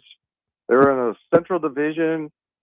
That's what they call no. The Central Hockey League, whatever they call it. There were 4 teams: Oklahoma City, Fort Worth, Dallas, and Omaha, I believe. And anyway, they won the championship. And I remember Russ Baldwin was really kind of, very emotional about it. And I just wanted to mention Don Martineau. He was the enforcer back when they played hockey, when there was an enforcer. And I don't know how many goals he scored. All I know is he was a great defensive type hockey player. Brad, are you still there? Yep. Thanks. Barely. Yeah. Thanks. Okay, and then I wanted to mention I want to hear Kansas City Chiefs. Nope. And this waited 2 seconds too long. What? I was with you for a second, Brad. I was all for the Don Martineau talk. What was that? What phone show call? is he listening to? He called the wrong station. Oops, my bad. On the other Is station. this Jim Rome? Why were they talking about the Omaha Knights on the Rome show? I have no idea. Does he know that they came back for a minute as the Exarban Knights? Wow. He told me that because hockey is in the news right now, that just made him think because of the it, I Olympics. guess. Yeah, Baymont says, is this a retired guy that called Midday with Matt drunk yesterday? He called Matt's show 3 times. He was ranting about Nebraska basketball.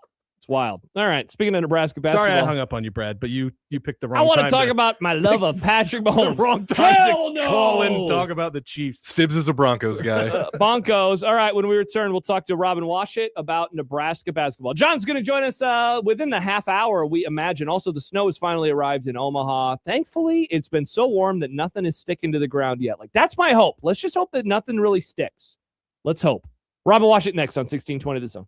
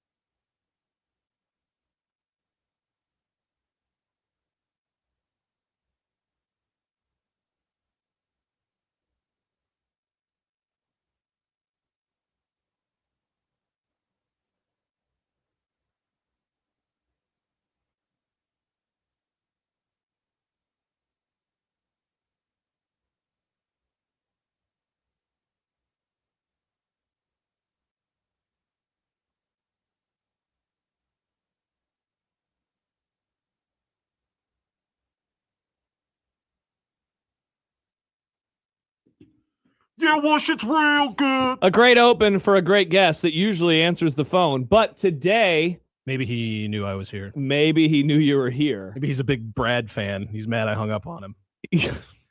Maybe that's what it is. Nick, what did he want to say about the Chiefs? Basically, they're going to be okay because they have Andy Reid? Yeah, a lot of people are down on the Chiefs right now. They think they're bad, but Andy Reid is still there. They still have Andy Reid. That is a take that people have. Jeff says, you guys just let anyone call into the show, huh? Yeah. People always say, I thought you guys screen calls. It's like, yeah, it's different than what you expect. We get their names and what they want to talk about. There are rare instances where Nick, formerly you, would say, don't take this. Yeah, it has to be extremely obvious that this guy is going to cuss. Yeah. Or say something. Or he's already called someone. it normally. Like, I don't know how we got through to the show yesterday twice. We don't want the same caller to shots at Odson. Interesting. No. Not sure how that idiot let him through more than once, but sorry, Josh. But that's the only thing we don't. It's like you're not allowed to call back in and give another take. Yeah. Like you got to have unless your take. You're really good. I mean, I guess on the same day though. I don't know. You have that many opinions? I'm sure that we probably. Well, I don't know. If Jed called in again like 2 hours later, we wouldn't have taken. I do like Jed a lot. John writes, I'll say it for you, Stibbs. If someone is excited about anything associated with this rule coach football team, they are as big of a moron as he is. Wow, John hates that guy. John Bishop? Jeez. No, not John Bishop. Not John Bishop. 402 says, the only thing you could talk me into being excited about would be a new defensive coordinator. What do you think about Rob Orich? Are you excited about Rob Orich? He looks like Connor Happer. That's what I heard someone say today. Yeah. Joey said that. What do you think about that? I love Connor, so that is definitely I was going to say, is it a plus or a minus that the defensive coordinator looks like the morning radio host? Now, Connor's, I assume, still pinned tweet is twinned Pete. I thought you were talking about like a different person who also is a twin of Connor. His pinned tweet is, if I was an offensive coordinator, I would only call the most sarcastic plays. Would he do that if he was also a defensive coordinator? And are we about to find out? I don't think sarcasm sounds good. Call Robin's going to join us in a few minutes, by the way. Do you call defense calls plays? You don't really do that, do you? What do you call them? You call them. You just have a call that you like send in a defensive call. Why send in a formation? You don't say run this play. Send in the offensive call. It's send in the play. Wow, that's weird. Why is that? Wow. Is water you wet? Guys call you guys a sports talk show. You never thought of this before? Interesting. How much football do you watch? A lot, Stibbs. A lot. What do we want to do here, Nick? Do we want to... You said a few minutes? Yeah, we got a couple minutes. Why don't we do a little bit? We'll take a break. We'll bring Robin in. Because honestly, we're getting close to a point where John is going to join us. That's true. All right. So why don't you text him and say... That's what it is. Robin knows John's going to be here in 10 to 20 minutes. Yeah, and he waiting says... for John. Oh, thank God. Stibbs. It'll be someone that can actually talk about the topic. So we'll do that with him in a few minutes. We will talk We did a whole Nebraska ball segment. Oh, you're going to talk spring football, aren't you? No, not with Robin. Okay, I don't even know if he went to that thing today. He probably was... He may not even know what happened. He's like, football. Me, Robin. Handshake meme. Speaking of football, Joe in Vegas tweets in, last night I heard John say man, woman, and child during his victory rant, and for whatever reason, that just rubbed me the wrong way. That's Nebraska football, not lowly Creighton basketball. My friend in the car thought the same way, wondering why John uses the phrase for that. He didn't say they, them. He could have done that. Maybe that's what he's mad about. Is that what it is? Maybe man, women, child, they them. That's what Joe is mad about. Yeah, I bet you're probably Joe wants John to be more inclusive, more progressive. Good. You know what, Joe? Good take. Very good take. No, why did he say it? Because he heard Lyle Brimser say it back in 1971. Cool thing to say. Yeah, it's a really cool thing to say. And nobody says it anymore. I think it's a cool homage from John to Lyle Brimser. May he rest in the sport. May he rest in power.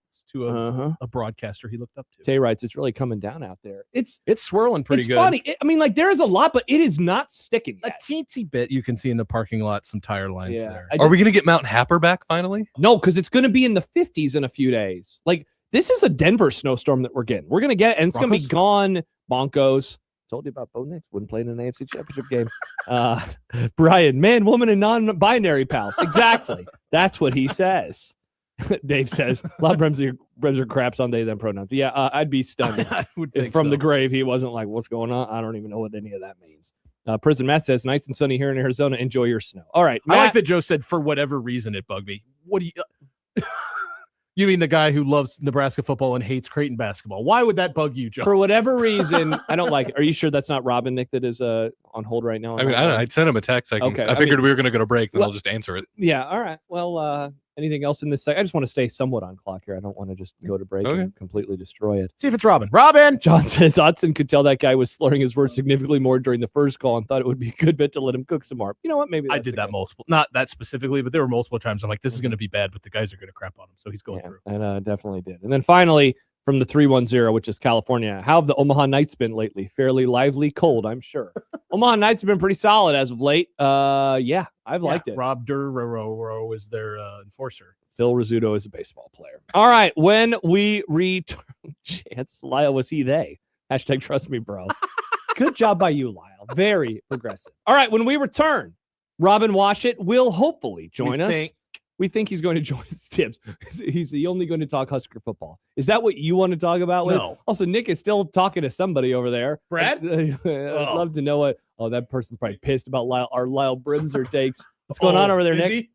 It's a guy who wanted to do a Lyle Brimser impression, but then he just wouldn't stop talking. He's like, I'm harmless. I promise. I'll probably won't get through, but I just want to, I like to talk. I just like to talk. Nick, I called a couple years ago. Lady doth protest too much. I'm totally normal, I swear. See, now, Nick, that is great call screening by you. Thank you. Deciding, you know what? Maybe not with this I phone agree, call. but now I'm disappointed that I don't get to hear what this Lyle Brimser was. It just sounded like him saying things. Hey, caller, why don't you text us to 402-951-1620? I will give you Stibbs' number, and then you guys can share some messages on the side.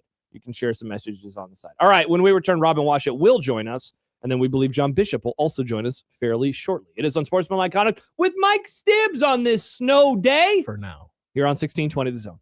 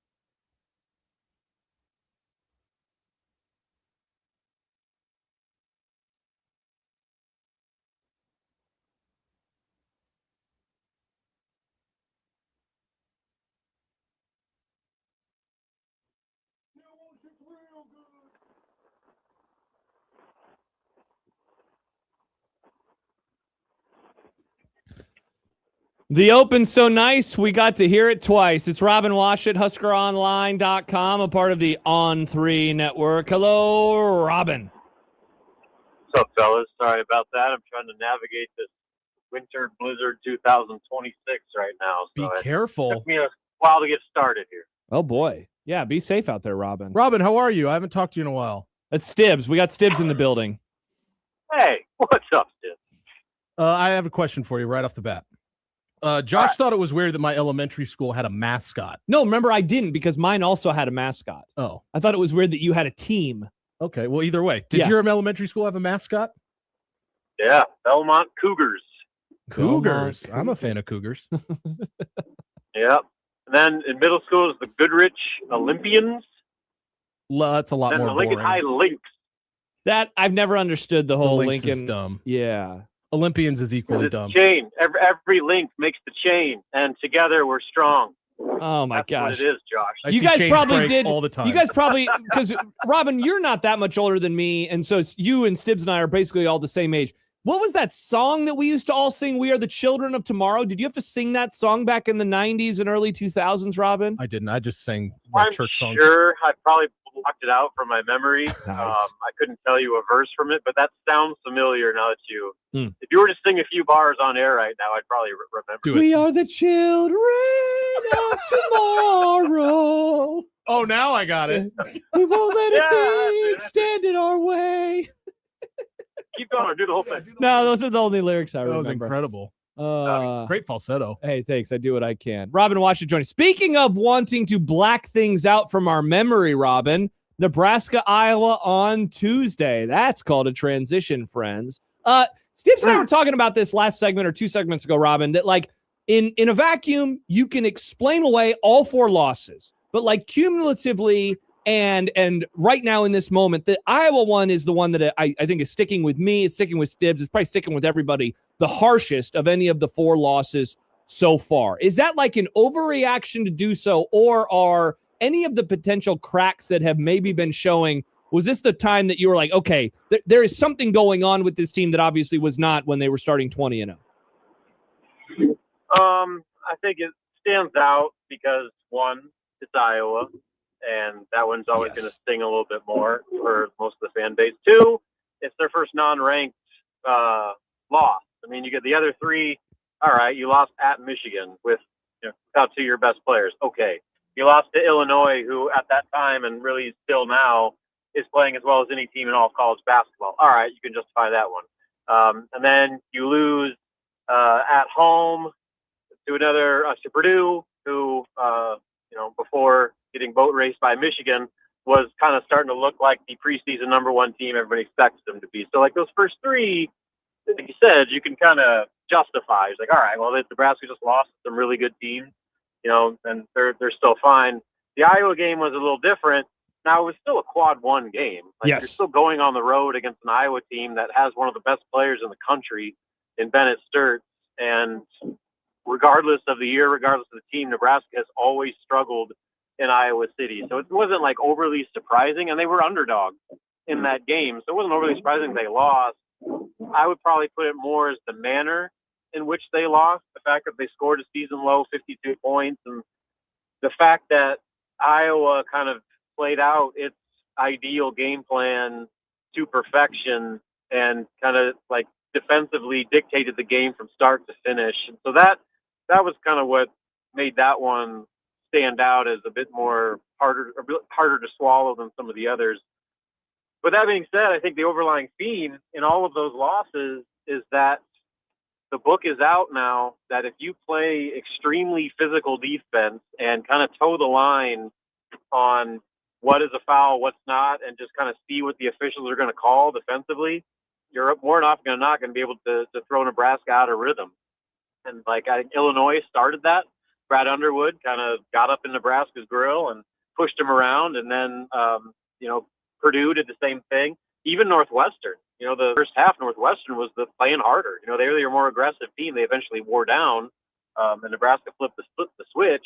But the last about 5 or 6 games, the common theme has been if you jump out and kind of set the physical tone on Nebraska early, that they're going to struggle to adapt and have a hard time punching back. And so if you want to look at like reasons to be concerned going forward, I'd probably put it at that, is that, kind of notoriously the Big Ten allows a lot of physical play, especially at this point in the season, and they're letting teams do things defensively that maybe weren't being allowed with the whole quote unquote emphasis on freedom of movement that was being kind of officiated earlier in the season. So it's up to Nebraska now. They've got to figure it out. Like they've got to either find ways to cut harder and like just fight through that physicality, or, try to change up your offense to where you're not so reliant on off-ball movement or whatever it is.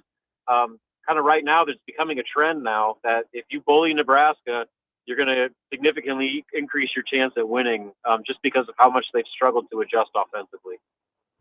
Robin, you've probably got this question a couple times over the last few weeks now, but how legitimately worried should we be about Rink Mast's performances lately, outside of looking a little better in Northwestern, but still not putting up a lot of points? This has been an ongoing stretch here for about a month and a half where he just has not looked the same as he did early on in the season, whether it's looking like he's confused under the basket or not turning the wrong way where it looks like he could have a layup versus a fadeaway. What is there something else going on with him, or how concerned should we be? I mean, certainly his scoring outside of Rutgers and a little bit against Purdue, they need more from him in that way for sure. I will say that it's not overly surprising that maybe he doesn't have the same amount of gas in his tank at this point. He's an older player that's working on a surgically repaired knee, and there was a reason Nebraska was being so concerned with managing his minutes earlier in the season, because they knew that keeping him fresh at this point of year was going to be critical. So I think some of it is just kind of wear and tear and just some of the totality of the season maybe catching up with him a little bit. But the good news is that at least he's giving them, some rebounding. He's had, I think, 8-9 rebounds the last 2 games, which at least giving them something with what he's leaving to be desired offensively. But yeah, I mean, when you look at how much teams are devoting their defensive attention to Bryce Stanford and, doing all they can to take him away, somebody else has to step up and become a threat that eases some of that focus off of Stanford. And right now, Rink's just not shooting it well enough to be that guy, and really nobody else is. And that's been part of the problem for Nebraska's offense, is that earlier in the year, anybody could go off for 20, whether it's Frager or Lawrence or Sam or Rink or whoever. Right now, they just have not had a consistent number 2 guy during this kind of 6-game swoon that they've had. So Rink is certainly at the forefront of that conversation. They got to find a way to get him going more offensively. There's been flashes. I mean, he was really good against Rutgers, but that's Rutgers. They need him to do it against better competition. And, that's going to be probably right up there on the priority list of getting this thing turned around, is getting Rink going again. Robin Washut online joining us right now on Unsportsmanlike Conduct, Prairie Flower Casino Zone Hotline. You mentioned Frager. Robin, I think we talked about him last week. I mean, we've been talking about him for months now, but in a more negative capacity, I guess, lately. What did you see from him? Like, I still don't think he is as aggressive with driving inside. He did have that dunk, but that was off of a pass, right? Like an inbound where he caught that one and finished. So he hasn't done what he was doing, when I think the team was leveling up in December and January, it was in large part because of him. Do you think that is something that he can find again as March approaches? Yeah, I mean, he had 3 baskets at the rim against Iowa, so that was about as aggressive as he's been in a long time since his injury, really. So that was encouraging that you're starting to see him be on attack mode a little bit and taking the ball to the rack. They still need more of it, and he's got to do it more consistently. But I thought that at least it was a step in the right direction in that regard. But I think the reality is he's still not 100%. He rushed back off that sprained ankle and really just has had no extended time to let that thing heal. I think he's probably playing at about like 70, ish, and you can see it with that lack of explosiveness, at least compared to where he was before the injury. So I think it's, partly to do with just not having a 100% ankle.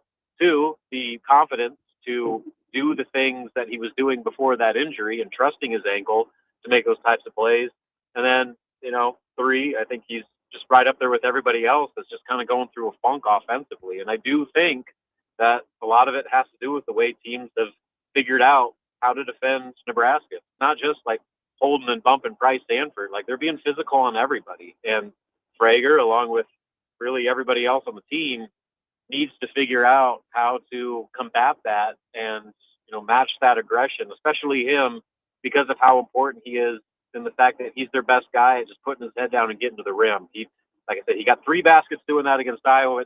That has to continue and probably take it even a step further going forward.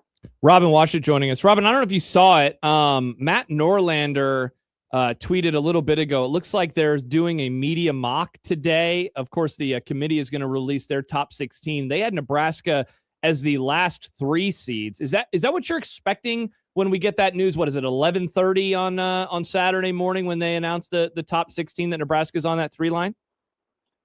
Yeah, it seems about right at this point. I know a lot of the mock brackets out there have them around the 3 to 4 line, and I thought it was notable that Dan Gavitt, the VP of men's college basketball for the NCAA, mentioned that wins above bubble is going to be one of the most important, or at least one of the more important metrics the selection committee looks at. And if you look at the current standings, Nebraska's 10th nationally right now in wins above bubble. So you do the math on that, yeah, it probably puts them right about the 3 line. And so when that thing comes out, I would expect a 3.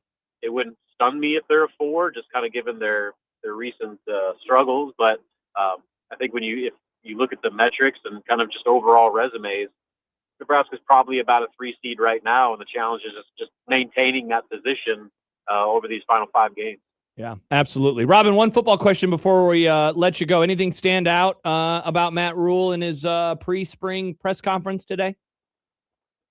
Not a lot. I mean, it was good to hear from Rob Orge for the first time. Yep. I've actually heard him speak in person. He's got a good personality. I think he's got the right mindset, I think, to handle all that comes with the biggest role of his career thus far. But the extensive injury list, I mean, he got like 20 dudes, seems like, that aren't even playing in spring ball, a bunch of guys that are waiting to be cleared to return to practice. So they're already kind of dealing with some injury stuff at this point. The calendar of spring, I mean, the fact that they're starting so early, they're moving to evening practices, just kind of looks like they're trying some new stuff that, I guess we'll see how that works. They're going to continue afternoon practices into the fall, which they haven't done in a long time, really since Scott Frost. I was going to say, yeah. Got here back to the morning. So, they say that the research and data suggests that they're better off doing it that way. Maybe it helps, maybe it doesn't, I don't know. But really, there's really not a lot they can say right now, just because Dana Holgerson himself said that there's guys that are going to take the practice field when they open spring ball that he's never seen play in person. So, we don't know anything, and the coaches are still trying to figure some stuff out. So I think that right now, there's the most important questions that we have about this team, there just are no answers to right now. Probably won't, even through spring, through the summer, maybe not even in through fall camp, just because of what really matters. All depends on what happens, come game time in the fall. But, at least they're off and running. They're trying some new things, and credit Matt Rule for always trying to find ways to adapt and do things differently rather than being stuck in his ways. But it kind of is what it is at this point. They just got to kind of continue to put their head down and go to work. Well, Robin, enjoy staying at home. Obviously, get home safely today, and then enjoy not having to travel for the next week and a half or so before the West Coast swing for Nebraska basketball. Thank you, as always, for your time. We will talk next Thursday. All right. Sounds good, fellas. See you later. Bye, Robin. That is Robin Washut. Look at that. Good answer on the mascot question and the good Rink Mast question. Hey, thanks, man. Too. I'll give you an actual practice time take. An actual take on practice time. Wow. Right now? Yeah, I was going to give it to you right now. But then Nick seemed like Nick wanted to. Oh opine. no, your thing is okay. more prescient than mine. I mean, it really is. I agree with Rule when he talks about getting all the presses.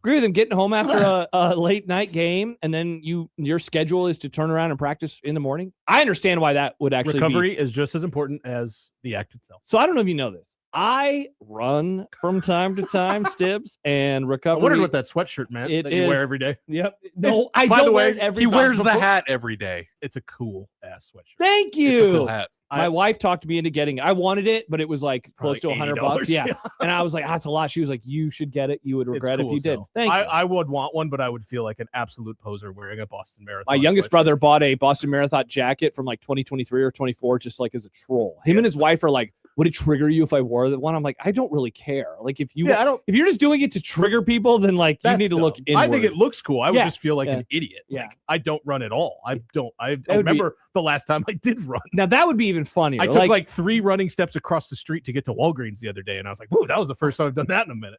You should try it some more. Maybe then it could be 6 steps, Maybe. and then 9, Maybe. and then 6, 7. What do you got for us, Nick?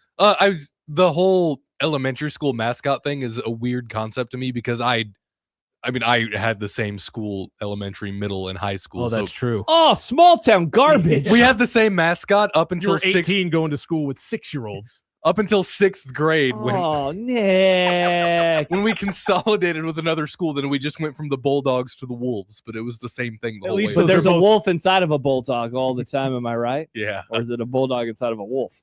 He got that dog in him. At least Yeah, those there are you go. 2 really cool mascots. They are cool I will mascots. say. Those are good mascots. But John, I think is going to join us soon. He texted me a little bit ago. It's like 20 minutes ago. Is he in the He waiting said, room? Inching closer, ... But that's not Well, really. that's like what you say. Yeah, I did respond to him, TWSS.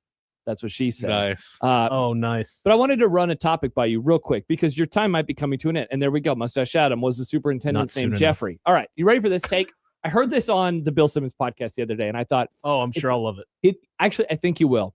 So you know how for the longest time, every single controversy was Gate.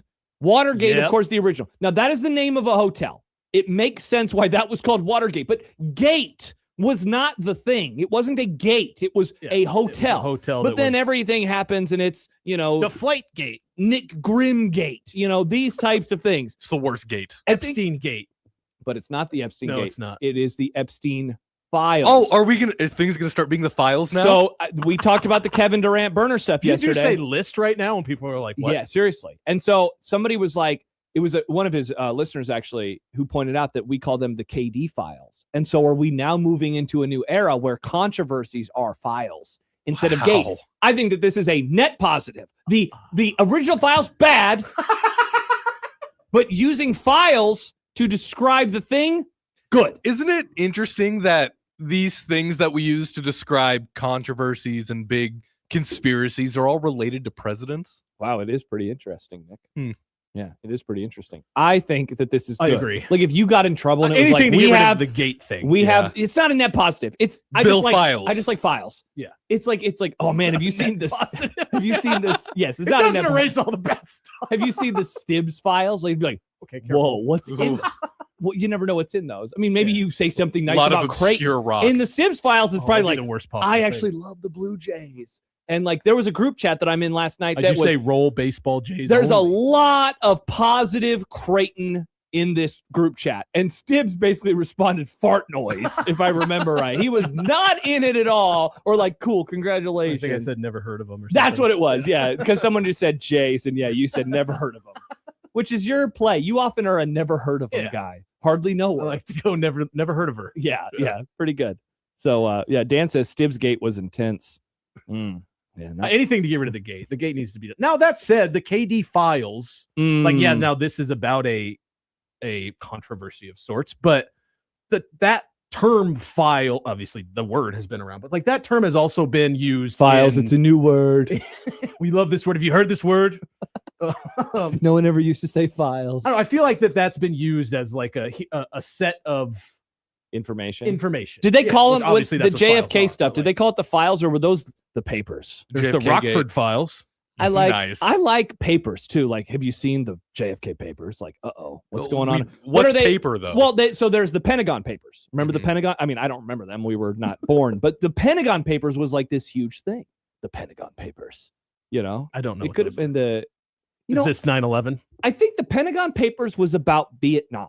I think. Okay. This is wow. Now you and I are being young again. Look This at is us. nice, Nick. Is this what it's like to be you? I'm an idiot. I don't know what's going on. Be it what? The X Commission. There you go. Yeah. Okay. It was about Vietnam. That's what I thought. The Vietnam. X Commission. That sounds like a Twitter X thing. gonna give it to you. What? It does sound. Yeah. You say The X Files. Oh, Alex and Lincoln says the X Files. That's true. Thank God it wasn't the X Gate. The X Force. The X Force. Is that a Star Wars thing? No, it's a Marvel thing. X Pole. Jean-Claude says That's a strip dancing. I photo. invented the word files. I invented the word files. You heard this? Have you heard this? Nobody kind of an said old-fashioned- files. It's kind of an old-fashioned word. Files. Oh man. Groceries. Have you That heard was- about these? We got to break the news to John about groceries. He was like, I don't understand this joke. Yeah. And we were like, so the president. Nobody does. Yeah. It's very confusing. Somebody who's clearly never gone Yeah, that's the Mhm. to funny get part. groceries. Indeed. Ooh, Brian says file gate. Oh, Now I'm There you triggered. go. There you go. Robin came across a bit more optimistic about Nebraska He basketball sure did. than you and I are. Is he more where if there's like a scale, do you think ultimately he is going to be proven There right? was a set of files. Is he going to be proven more right, or I like to think you seem so. to think like that Pain Cave is or Pain Train choo choo I think all aboard. less than every other year, way less than football. But yeah, I'm a Nebraska fan. Why wouldn't I think that that's coming? Especially Yeah. as soon as there's the slightest bit of slip, it's like, oh no.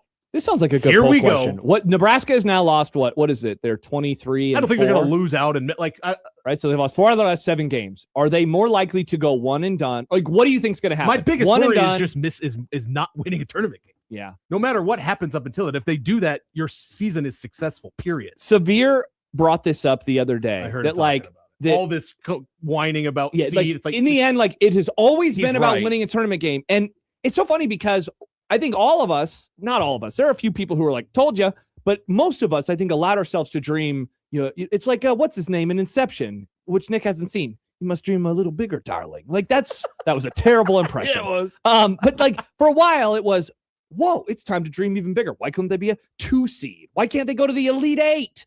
And I think for a while, they absolutely still could. It was funny. For a while, it was like, yeah, you know what? This is for sure a Sweet 16 team.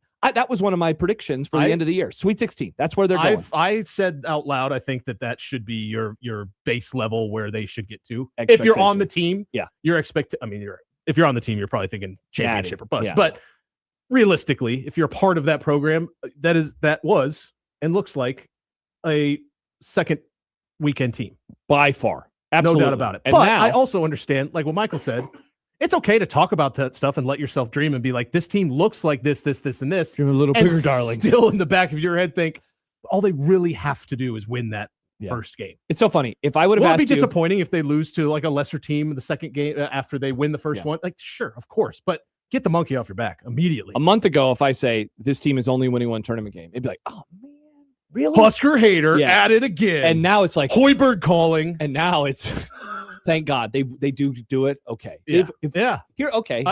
I will be relieved more than I will be like, who's next? All right, you ready for this? What's I'll offer next? you requiring a license to win a first round tournament game in your own damn toaster. I offer you a document, a file to sign. On this, there are 2 files. In one of those files, it is they will win the first tournament game and lose in the second round. The other is all options are on the table. What are you signing today? That's a good one. What are you signing today? I'm going to put that out. That's actually a great poll question. I am signing. Which we're going to do this as a door. It's better for door. On the show, it's good for files because everyone gets the joke right. Yeah, files maybe. I'm taking door 2. You're okay. I'm not. I look just, at this. I know. I think the team has deserved the right to have a little bit of belief in them. Mm-hmm. If you, like you said, in a vacuum, all these losses are explainable in some way. If these losses were sprinkled throughout the season, we wouldn't feel this way. Right? I was thinking about that yesterday. If you reverse this and look at the teams that they've lost. I mean, like they're all good losses. Teams. So I'm going to pull up real quick. Okay, I actually had Bart open already. So I was thinking about this last night. So Bartlett. Illinois, we're just going to flip them. They lose the first one, they win the second one. Michigan State, now they've dropped off a little bit, but their BART ranking is, I guess, close to Michigan. So we'll say you flip those around. So they lose Michigan State, but they beat Michigan. I mean, that's a hell of a trade. Iowa is, I would say, the equivalent of Indiana. You flip that, and then Purdue, that's what I thought of it.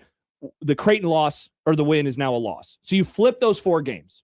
If all of that happened, the 20-0 start doesn't happen. They actually lose 3 in Michigan. They lose 3 in a row, but they lose to Creighton, Wisconsin, and Illinois, and then they beat Michigan State. And so it's like the 14-0 start turns into a 10-4 start. But then they've run on this hellacious stretch. The vibes right now would be like, this is the best of my life. But even though they wouldn't have started 20-0, but because of when all those, and I know that was not a 1-to-1 comp, so I understand that. But because it's more just about the timing of them happening, all not of them, teams because they got off to such a great start. That's why people dreamed a little bigger, darling. Which you won't love. You equate it to baseball. Like, you hate seeing your team playing its worst in September. Yeah. Even if they're playoff bound. It's like, crap. Yeah, for sure. We need this. We peaked in May. Yeah. I mean, good dude. We're both football fans, and you've had more success in your life than mine. Like, say it again. There is nothing worse than like being good in November, and then December starts, and you're like, really? This is now the time? Couldn't you play bad in October? Like, I would much rather go into the playoffs feeling really breaks his ankle, feeling really good. Round.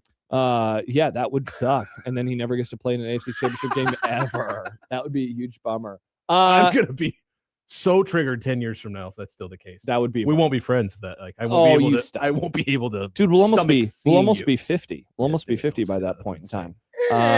Isn't that weird to think that we'll be 50? Well, I mean, yeah, but like if someday? you put it in like that was Bo Nix's second season. Bo Nix, barring catastrophe, will still like be a broken ankle. Will still be the Denver Broncos quarterback when I'm almost 50. When I'm 50 years old. Well, yeah. I mean, for me, that's Dak. Dak became the quarterback right as I turned 28, and I will turn 38 this year, and he is still my quarterback. I always think of Tom Brady when I watched Denver end the dynasty in 2005 when we were in high school, and I'm like, finally done with these idiots. Champ Bailey, MVP. And then meanwhile, COVID rolls around, and you're like, go Tom Brady. I need Tom Brady. You rooted for Tom Brady in the playoffs like 3 years in a row against the Chiefs. I didn't make it. I turned my Twitter account into a Tom Brady fan account.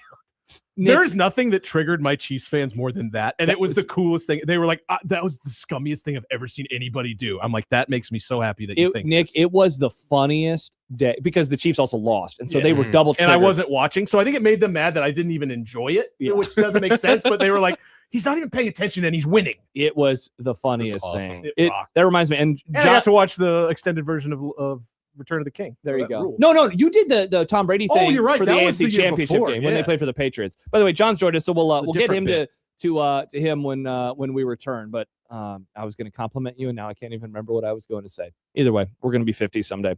Hoovard says door number 2 right now. Their absolute floor is a 5 seed, which means they'll play a 12 seed. Yikes, we've never seen a 12 upset a 5 before. Never. Oopsies. All right, I'm going to put out that poll question. We'll have that for you in a few moments. When we return, though, John Bishop will join us. John Bishop. Didn't you sing a song one time called John Bishop? Ball used to do that, but I do it all the time. Oh, that's right. John Because he Bishop. does it to the tune of, I don't know that it's actually a song, but he does it in that it sounds It almost sounds like Power of Love. Yes, that's what he's doing. Yeah, He's trying to do a Huey Lewis-like John impression. Bishop. So anytime a lot of crossovers would start, and we come in here and he'd be like, I'm here with John Bishop. Nick Boff, if you're listening right now, hit me up on that text message that I sent you the other day. Oh, did someone want to interview? Trying to get him on the show on Friday. He's a busy guy, though. Nick is so busy. He's very busy. Nick is He busier. can barely do his own podcast. Nick is busier. Yes, Nick is busier than a radio show that has like 8 side jobs, or an 8 radio host that has. It's got to be your bowl. All right, John will join us. Yeah, John will join us when we return, and then I think you're leaving and you're going home, and then I'm gonna go enjoy the warmth of my own house. Excellent idea. Get my dog out early. Yeah. Good luck. It's getting crazy. It doesn't look good. No, it's not fun outside. All right, John joins us next on 1620 The Zone.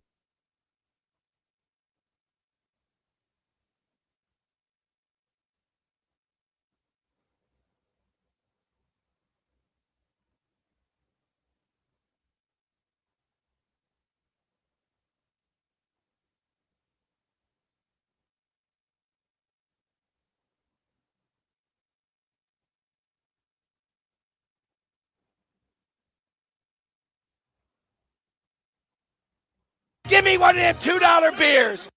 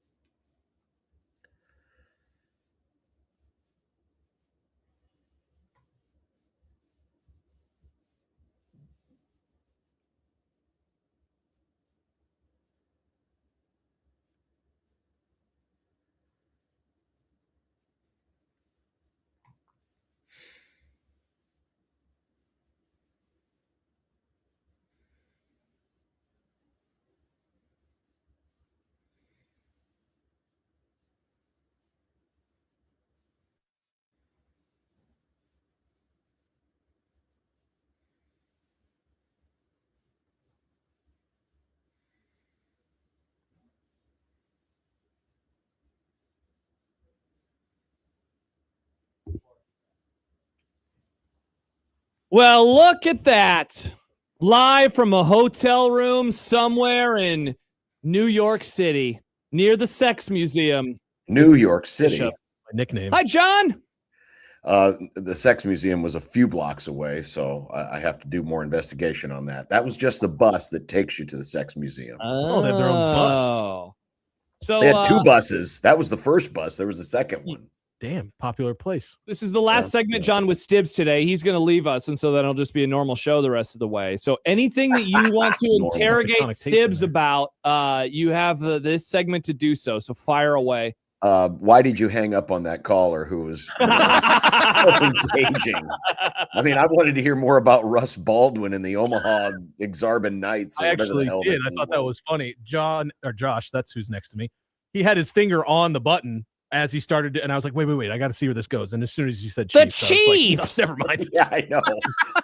I knew that call was dead the minute he said, it's all about the Chiefs. Click. Well, it said Chiefs up there, but I thought maybe I don't know what I thought. I thought it was because he was talking about the Omaha Knights. I thought maybe he was talking about Slapshot. I don't know.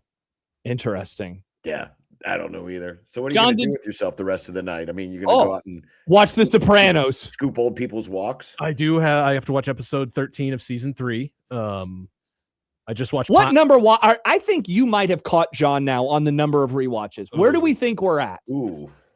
This is like, you know how like the Cowboys used to have 5 Super Bowls and so the most, and then everybody started that. You are that with it's John. 5 or 6. Oh my gosh. Maybe. I think John's at like 8. I think I'm 7 or 8. That's 6 or yeah, I'm close. 6 I or do it 7? about every. I told him I do it about every 18 months. And that's not on purpose. It's about the same time. I'm like, yeah, I could go for this again. Yeah. Well, I still haven't done the thing. We got that Seppenwall book.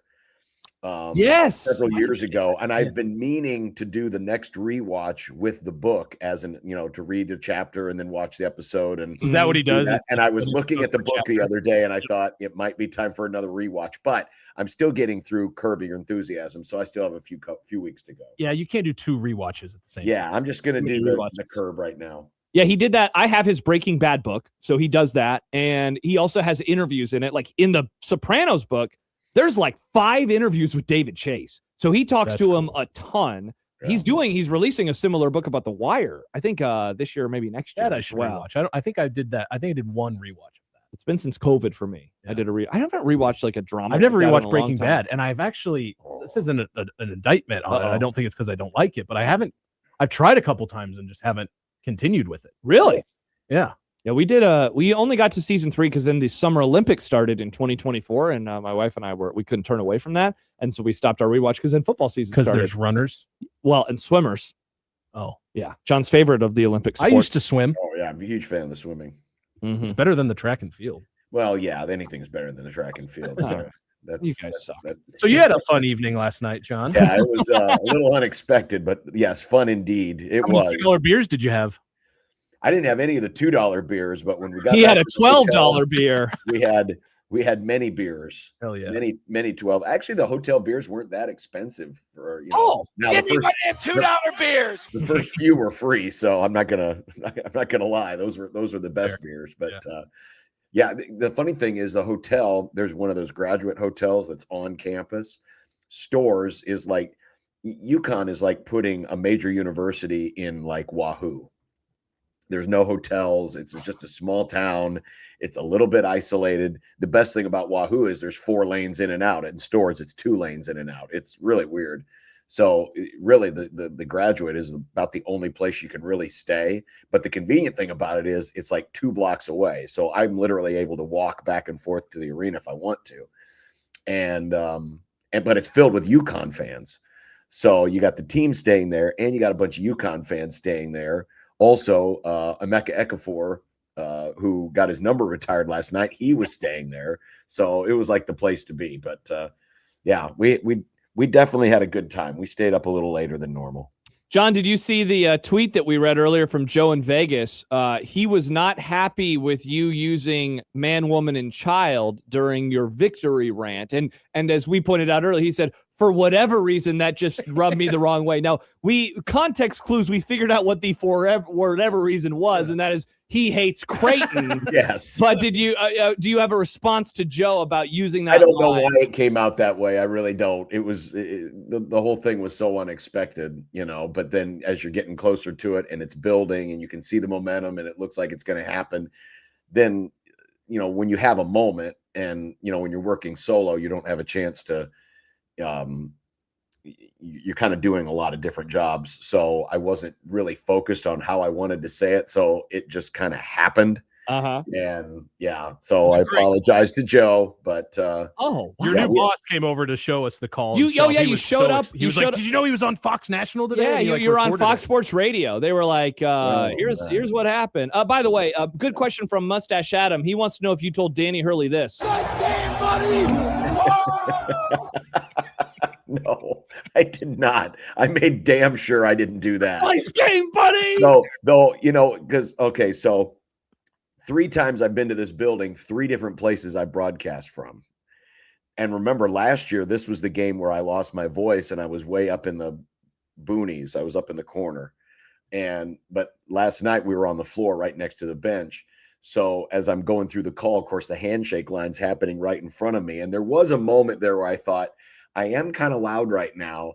And there's not a lot of ambient noise because the fans have emptied out, the band's leaving and everything else. And I thought, I could get a dirty look here from Dan Hurley as they're crossing, in front of me. But, I was caught up in the moment. So I made it okay. I have a legitimate Creighton basketball question for you. Is that weird? Yeah. Excellent. I like it. Can you explain, is there an explanation for Mac's dominance over such a otherwise great coach and team? Because it's not a fluke. It's not that we got him a couple times. What is it, 10-4? 10-4. First coach to have double-digit wins against Hurley. It's great, and it's not because Mac's a great coach, and Creighton's had great teams, but it's pretty crazy. I mean, I can explain the first couple of years because Hurley was still building the program, right? And then when they won their titles, I mean, Creighton was like a step below, but they were close enough to where it worked. Now, a lot of it, keep in mind that last night was only the second game ever that they played without Ryan Kalkbrenner. So you could say some of this falls to Ryan Kalkbrenner because he's been on the roster every year because his freshman year was the first year UConn rejoined the league. So, I mean, some of the credit probably goes there. Not all of it, obviously, but some of it. Last night's the one that, is the outlier. And,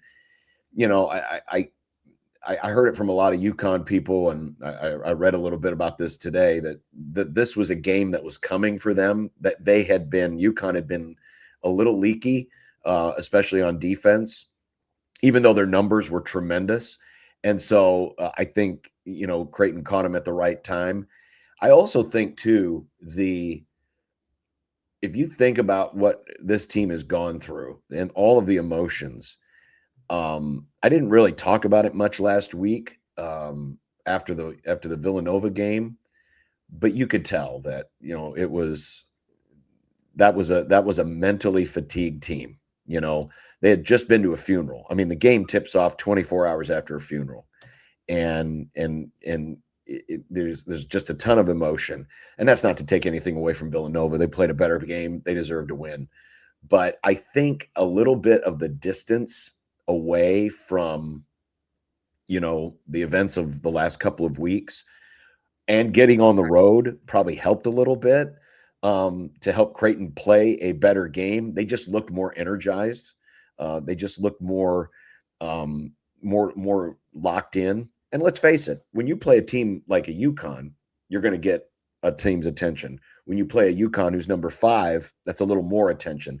So, we hear it all the time. Great teams always say, we're going to get the other guy's best shot. And so Creighton gave them their best shot. And, was UConn on their game all night? No, they certainly were not.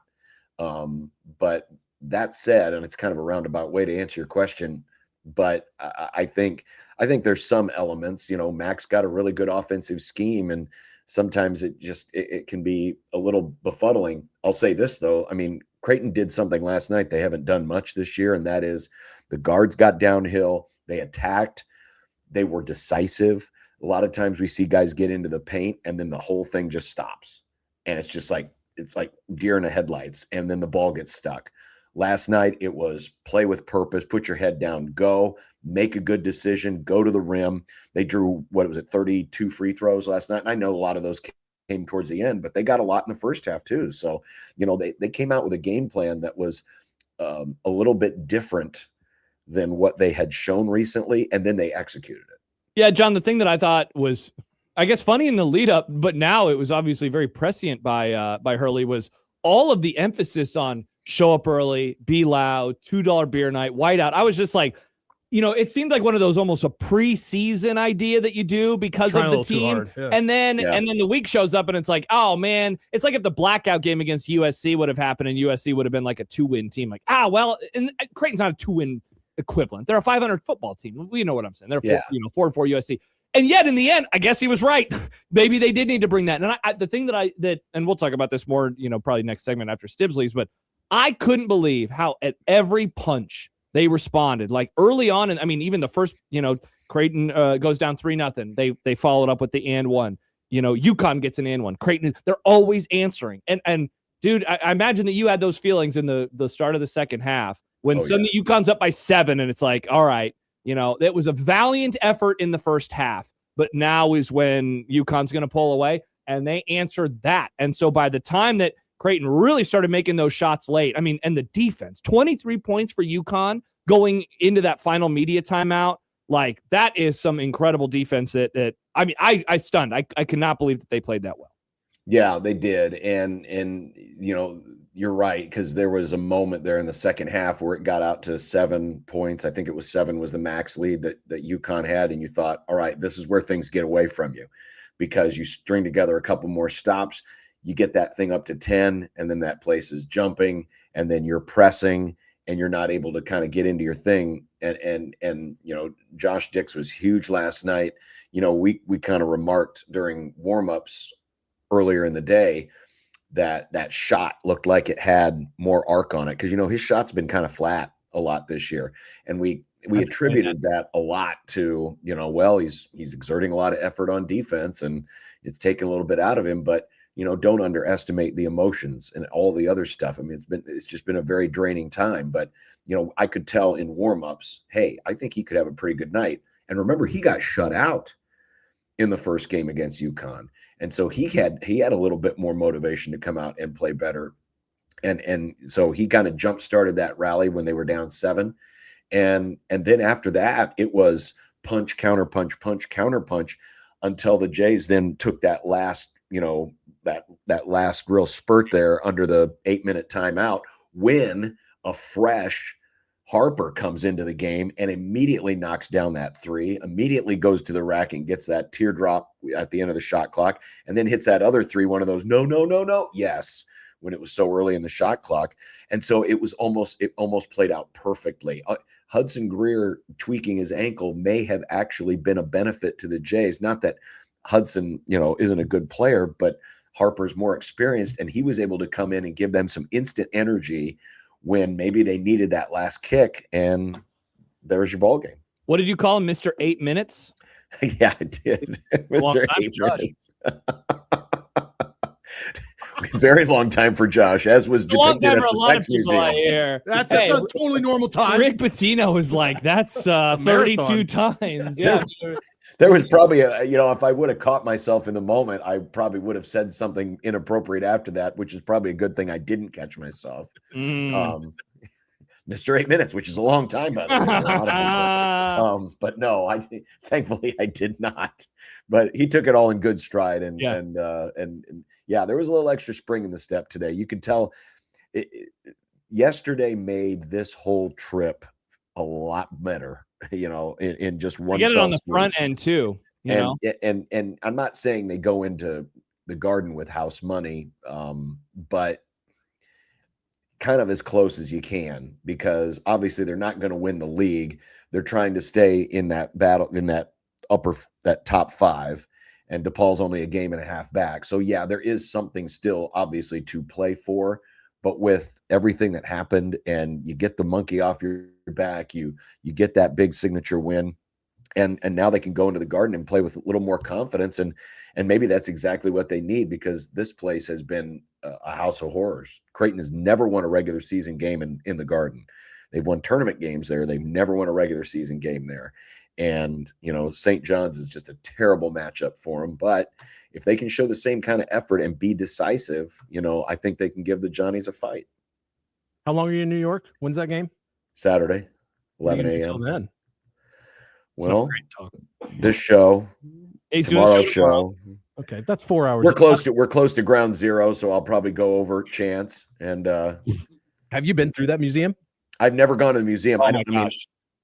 You should. It's so weird to say, but it is really good. I know. I would, but we don't. Cool it is, but it's incredible.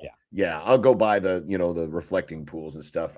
There won't be enough time tomorrow with actual show prep. It is you can go in and out as quickly as you want, but it is like a half a day thing. You want to spend some time in there. Yeah, I don't want to go short shrift it. Plus going to that and then having to come out and do a show or call a game. Oh yeah, it's in quite the mood. So then again, going to the museum and then talking about our movie tomorrow in movie club might be appropriate. I mean, you watched it? I did. Is that a precursor to how he felt about it? I watched it yesterday. Josh keeps telling. I actually wanted to watch it before today so I could talk to Josh about it. I told him, John. I said you will love this movie. I think that it's been on my list. I might watch it tonight. Such a Stibbs movie. Stibbs will love this movie. Yeah, watch that tonight instead of Sopranos, and then pop into the chat tomorrow during our review of it. All right, you will enjoy it, and well, I don't want to spoil my review for it, but yeah, we'll do that tomorrow. It's another fever dream movie, but it's got good parts. There you go. It's got good parts. Put that on the post. That is also the catchphrase of the Sex Museum. It's got good parts. It's got good parts. All right. Well, Stibbs, you drive home safely. Enjoy the rest of your day. It's not that. I mean, it's funny, John. Roads look okay. But we're also. I'm used to 70. My wife sent me a picture. It doesn't look terrible. But... No, it's swirling around, but the streets still they just look wet. Yeah. It's not really sticking. It's sticking on the cars, like all two of them in the parking lot right now. But that's just because they're not warm. Knock on wood, we got an hour and a half left, so just get home after that and we'll go from there. So all right, well, thanks for having me. Appreciate it. Of course, anytime, almost anytime. All right, perfect. So now I'm done driving the show, so when we come back, John will now drive the show. Why do I have to drive the show? Do you want me to drive the show? I can drive the show. Okay. We barely talked about just hop on the sex bus and either one of you have to drive. There we go. Perfect. Nick's driving the sex bus. So we'll talk about the Creighton game. Really know which tunnel to go in through. And then it's a happy hour, so who knows? We haven't done I Don't Care yet. Oh, that would have been good to do with you, Stibbs. I don't care. It's a great I'll Thursday get home in segment. time and I'll get in the YouTube chat. And then who knows? We got content coming up. John, I think, wants to talk about the NBA. We'll do some of that. Chance wants to get you about Matt Rule yet today? What about Matt? We have not. We have Matt Rule audio to play. Yeah, John. Oh, that's right. I wasted time today to listen to Matt Rule at Yale University. I'm going to make this happen. There we go. Chance is wondering if you could get him a souvenir at the. I don't know if they sell souvenirs. They do. I mean, I don't think they sell kind of 9/11 memorial coffee mug. Like, I don't know if I want to wake up and be like, yes, let's start the day. Remember. Never forget. Never forget. I won't. I guarantee you, they do not sell the souvenir souvenirs that Chance would want. That is true. Unlikely. For some reason, I thought Chance was asking for a souvenir from the sex museum. Oh, they definitely have souvenirs. We'll probably from take that, one of so- those too. Yeah, indeed. All right, so we will return. Stibbs will be gone. John will be here. Nick Matthew will be return. very happy. Matthew will be happy. John, we lost a listener. Matthew hates Stibbs, hates our anti-Catholic rhetoric, which we didn't have any anti-Catholic rhetoric. I have no idea what happened. He was not happy with the show. So we've lost one. Let's see if we can gain anybody else back. We'll Bye, try Stibbs. again. Bye, guys. All right, good to see you. Miss you. More to come. Happy hour soon as well. Content more on 1620 The Zone.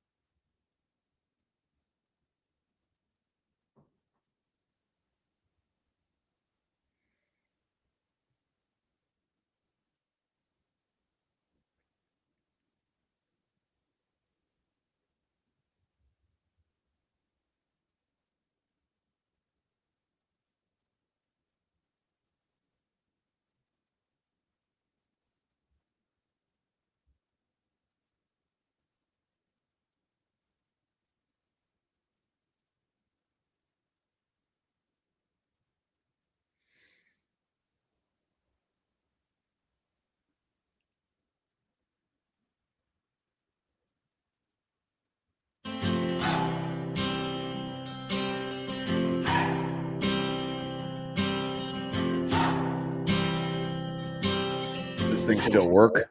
Look at that. You're back with us once again. Enter online at 1620thezone.com for your chance to win our Get Your Bleep Together 5K sweepstakes. The contest runs through next, what is that, Tuesday?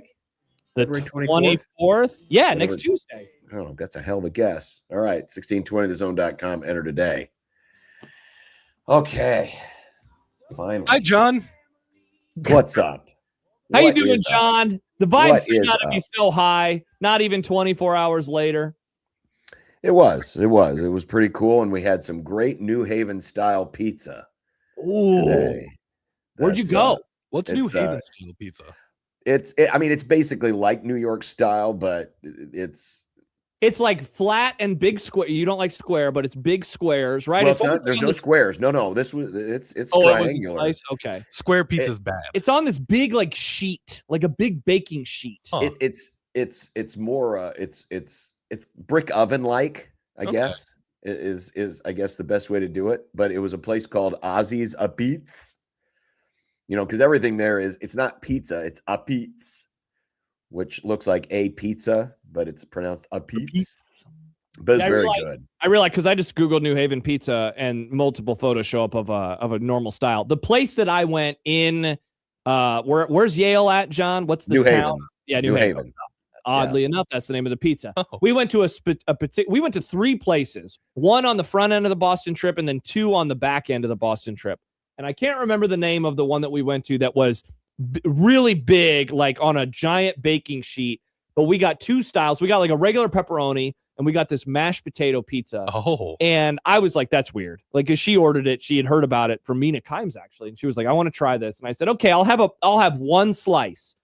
And then I'm going to mainly eat pepperoni. I ended up eating like 2 or 3 of the, if not 4. I had so much of that. It was awesome. Mashed potato pizza sounds great. It was it's a really unique style of pizza. Is it mashed potato instead of sauce, or is it like a gravy? It was a sauce mashed with potato. I think there was a white sauce on there, and there were some bacon crumbles as well. It I was love that. so Yeah, it was really, really good. We had the buffalo chicken, we had the pepperoni, we had the cheese, we had the sausage, we had one with white sauce. I mean, it was all very good. Frank Pepe's is like the famous one, and I think we went to Sally's. that on the front end of the trip. Yeah, Frank Pepe's and Sally's are like the 2 famous ones, and then there's a whole bunch of others around there. But yeah, it was a good time today. Good lunch, good practice, and away we go. Nice. Oh well, what do we? Okay, we're going to be coming up on the happy hour, so yes. I guess we can get the Matt Rule stuff going because he spoke today. I know you guys. I think you guys already kind of went over it. The things that worry you about Nebraska. I think you did. I was in and out I was watching the hockey, listening to you guys, watching the hockey, listening to you guys. But the things that concern you right now, you guys did that, right? We did. Well, I asked Tibbs if he was excited at all for spring ball, and he said no. Yeah, well, and then okay. that kind of led us into things that we're concerned about a little bit. I would say right now, the thing that probably concerns me least, and it might surprise some folks, is depth. Because they brought back a lot of players. They brought back a lot of players, and I know the rotations get shorter this time of year, or when we get to the tournament. And so your best guys are out there, and it is. Sorry, I thought you were talking about football. We're talking. No, I'm talking basketball. I was talking basketball. Yes, we did this. Yeah, I gave him the 5 options, and the thing that he said rebounding and depth. Those were the things that worried him the most. Yeah, yes. Depth worries me the least. Interesting, because the rotations get shorter. Everyone's emptying the tanks. It's not like you're playing, 3 games in 3 days. It's not like a conference tournament. And again, I'm projecting ahead to, the NCAAs. And I think they're really settled in. And Nebraska doesn't foul a lot. So they're not usually in foul trouble. Normally, you would think depth would be important, but you see it all the time. The rotations get shrunk down the closer you get to the finish line. And so while certainly that can be an issue for some teams, I don't think it is with this one. Now, I do think the slow starts are a big concern. I'm not as concerned about the recent play of Mast and Lawrence and Frager because, those things are going to come and go. I was going to say, do you think because that's kind of like an ebb and flow conversation? It's an ebb and flow thing. It's a matchup thing. It's, how a game is called thing, a lot of different things. I mean, those guys have kind of proven, especially Mast and Lawrence, they're old in the tooth. I guess maybe Frager would be a little bit of a concern. How does he handle the pressure of, playing in a big moment? We'll see. The rebounding, that's a weakness of this team. We knew it was going to be a weakness of this team. Yeah, it's not like a surprise. It's not a surprise. It's kind of the way they're built. I hate to do this because I know Nebraska and Creighton fans hate when we compare them, their favorite team to the other. But in a lot of ways, this Nebraska team is built somewhat similarly to some of the Creighton teams that have made runs in the tournament. And they've had at times issues with rebounding. We knew this was going to be a deal. And so I would rank that probably number one. The slow starts number two. And I would go with the weight and the pressure. They've talked a good game. And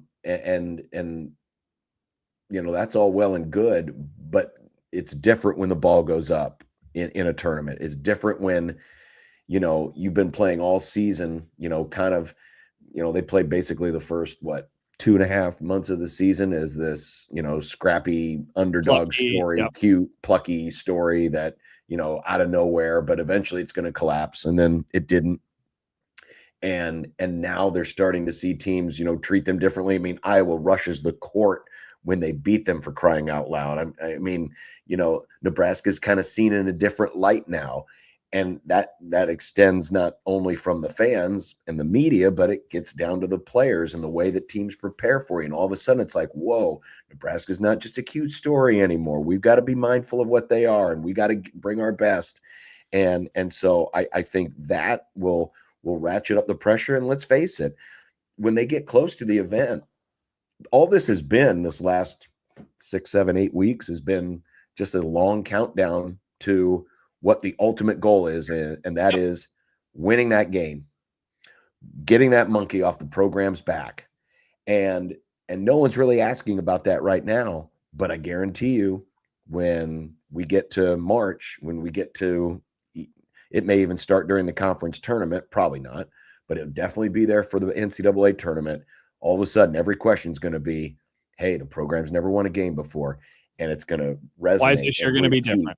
And that, combined with the fact that teams aren't just going to see Nebraska as this, plucky underdog story anymore. I think that's important. So I would put that number 3. What's the one I'm missing here?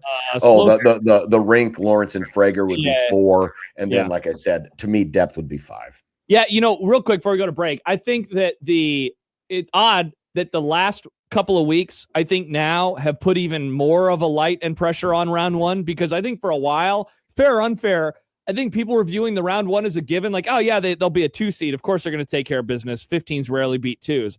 The further that they fall in terms of seed lines, I think that conversation gets even louder. And John, I like you just said a few minutes ago, Creighton and Nebraska fans hate when they're compared to each other. But I do think that there is a comp in that for a long time, it was, Creighton will get by the first round. I don't care what's going to happen in the round of 32 game. And so you saw that pressure. How many games did you call, right, where they were in the second round? Certainly, they had that stretch. Your first year was the end of a 3-year run where they won their first game and lost their second. Won their first game, lost their second. And that pressure, I think, was there. They finally get past it in 2021, and then they really break through in 23 to the point where when they get to the Sweet 16 again in 2024, people were happy, but that wasn't the goal anymore. And that's how fast everything changed. So they've done a good job at weathering that, but I mean, it'll be March in a week and a half. And then that rhetoric, then that conversation is really going to start picking up. And Brian says 4 seed gets real dicey. If they fall down to the 4 line, suddenly you're playing a 13. A 13 over a 4 is an upset. Yes. It's also a thing that happens like all the time. And a 15 over a 2, that's a once every 2-3 year kind of thing. 14 over a 3, maybe a little bit more often, but 13 over 4 and 12 over 5. And you are just getting into yearly territory at that point in time. This Saturday, the committee puts out their peek ahead. The media is doing their own, some select members of the media are working on kind of their own bracket. Not that this is going to be a 1-for-1 match to what the committee says, but I was just reading Matt Norlander, who's a part of this group, and Nebraska is currently sitting 11th So that's a low 3 seed. Yeah. Just behind Florida and just ahead of Gonzaga. So, I mean, they're not that far away from, dropping to that top of that 4 line. And you've got Michigan State, who obviously's got a lot of cachet, is going to get a lot of respect. Alabama and Arkansas are in that group as well. So those are things that bear watching, assuming that Nebraska doesn't take care of business, of course, over the next few games. Next couple, they should be okay. But that trip to LA is looming very, very interesting right now. UCLA might feel a little bit desperate at this point. I know USC just got routed last night by Illinois. So, we'll see. But that's where Nebraska's sitting right now, at least according to the media. And we'll find out where the committee thinks on Saturday. Indeed. All right. Happy hour's coming up next. And yes, Matt Rule speaks. I know you've been waiting a long time. It's been since December 31st since he spoke to the media. Now, he has done his radio show and he's done a couple podcasts, but in terms of in front of the media, this is the first time since the bowl game. It was a really nice couple months. Nice. I forgot how much I missed it. Well, we'll have that, and the happy hour will resume. And be careful out there on those streets at 1620 The Zone.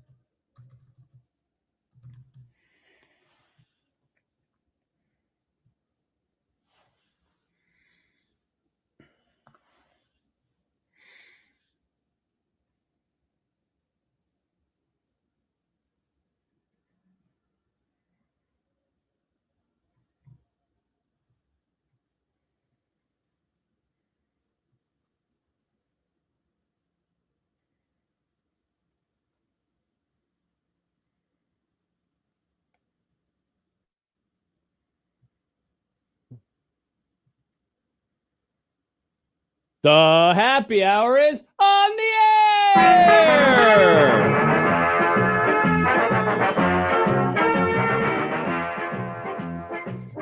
I just realized this. We get dinged so many times by the people at YouTube for copyright material, and this video can't be monetized. They've never dinged us for the happy hour theme. Yeah, I don't even know that they know this. Yeah, theme. I don't think that they. Well, it's old enough now. It's part of the public domain, I think. Oh, awesome! Thank you, public domain. Because it's ours. It's our original song. I believe this is a Stibbs we made and it back in special, 1969. Right? Nice. I think Stibbs and Ian gave this one to us. Thank you to them. I texted Stibbs a few moments ago when we went to break, and I said, "How are the roads?" And his response was, "Still here, letting my car warm up, LOL." So no on the road. How long does it take to warm up his car? Seriously. Gosh, little softy. Good Softy grief. Steve. Apparently, it's a little worse in Lincoln. The wife has been texting me as she is stuck in traffic, and it looks like it is sticking more there than it is. It has started sticking in Omaha, and John, it was like right after you asked a little bit ago, it seemed like there was some sort of an accident west of us on Dodge, because things have gotten to pretty much a standstill for a little bit. So hopefully whatever's going on out there is better by the time that we leave in an hour. This is the problem when you haven't had much snow this winter is people, we already know how bad it is for the first snowfall and how folks have forgotten how to drive on this stuff. And then we go through an extended period in the winter where we don't have to worry about it. And it's like we re-forget again. And people are just completely confused. Yeah, I guess they got to have practice. Well, they're just so used to being able to gun it and go as fast as they want to. And no, you can't do that. So be careful out there, folks. Take extra time, and maybe you don't leave work right away. Stay and get some other things done. Let the traffic clear out. Oh, perfect. Nick, do a lot of prep. Just stay and do prep for tomorrow. Oh yeah. Get your predictions slideshow built. Then I gotta stay here and do this in the dark. There you go. That sounds great. Why would you do it in the dark? I mean, because it's dark by the time I leave. Oh, I thought I was expecting you to talk about like turn the lights on. You turn the lights on. Yeah, we got lights. Yeah. We have technology and stuff. We do indeed. All of that good stuff. All right. Well, Matt Rule today. It's been a long time, 50 days, 50 nights since we've heard from the head coach. And as we start spring football, and appropriately enough, Nebraska starts spring football, and what does it do? It snows. Mm-hmm. But he spoke this to is me. Rule's fault, isn't it? Yeah, I think so. I think so. Let's start at the beginning. Of course, we know who the quarterback. Well, or do we know who the quarterback is? People are talking about a competition. There won't be a competition. Mr. Calandria has the look. From the very first moment that I met Anthony, when he got out of the car with his parents on the visit, you could tell that there's something special about him, right? He's a dynamic player with a great personality, very affable. I mean, at the end of the day, I think you want your quarterback to, probably walk a little bit different than everybody else. He has a lot on his shoulders, but be one of the guys. And I think Anthony's done that really, really well. You wonder, we all know how Rule and the coaching staff treated Dylan the last 2 years with the whole kid gloves thing. And now you're only going to have this young man for 1 year. So this is going to be a shotgun marriage, and then it's going to be over. But I'm curious how the conversation is going to be around him, knowing that you have the quarterback, or at least one of the quarterbacks of the future, maybe two of the quarterbacks of the future in the program. Danny Kalen's come home. You have TJ Lateef. And of course, next year, Trey Turner is going to be entering, and Trey Taylor's entering. And he's basically a part of the program. He's just not going to be playing any games. Essentially, this is going to be like going back to the early 80s when Nebraska had a freshman team. People are going to be interested to see, like we were interested to watch Turner Gale play for the freshman team. We're going to be interested to see how Trey plays for Nebraska's new freshman team. And so you've already got those guys in the queue. You have this guy for 1 year. He's been through the battles. He's played at 2 different programs. How he is addressed, how he is talked about openly, how he is coached. How different will it be from how it was with Dylan? With Dylan, it felt like everything was kind of, we're trying to do everything. Gotta say nice things about Dylan and build everything around him and let him be the Pied Piper and do all these things. And if people ask questions that it might lean towards a critical slant, it's we've got all these other guys. But with this situation, it's completely different. That you're not tied to him in year 5, 6, 7. You're only tied to him for year 4. Mm-hmm. So yeah, Jordan. Oh, sorry. Go ahead. No, Jordan says kind of sounds like what he was saying about Sims and Dylan, and look how they turned out. John, it's a great question because I thought he talked about Sims, Harburg, Chubba different than he talked about Dylan. I thought that those were way different scenarios. I'm guessing that this will be that we're not going to talk about him like he has kid gloves on him. Though I don't think Rule has never really been someone to just completely rip and criticize, a player. Like he's done it from time to time. Like I remember his first his first training camp, being critical of Anthony Grant's fumbling issues. But, that's different than, anything else that I can really recall seeing. That said, like if Calandria turns into this quarterback, I don't know if you saw this or heard about this, but he wants to go by Ant. That's what he wants to be called instead of Tony or anything. And so Joe in Phoenix says he's going to call him Int because he turns the ball over a lot with interceptions. If Calandria turns into like a turnover problem, if that is an issue, it will be pretty fascinating to see how Rule talks about that. If his negatives bring the team down, would he talk about him in that regard? I don't want to make it sound like we can speak things into existence. But so far, the conversation around Calandria, and I don't know if this is totally because of the numbers he had at Virginia, or if it's because he was the second choice, because they already had Minchie Mania for 24 hours and then had to quickly pivot. And certainly a lot of this also comes from the offseason of bad vibes. Oh, yeah. But we can't have a conversation. Thank you, Nick. We can't have a conversation about Calandria and go more than 2 minutes without turnovers being brought up. I know every time we talk about it, or him rather. What happened with Jeff Sims? It was kind of the same thing.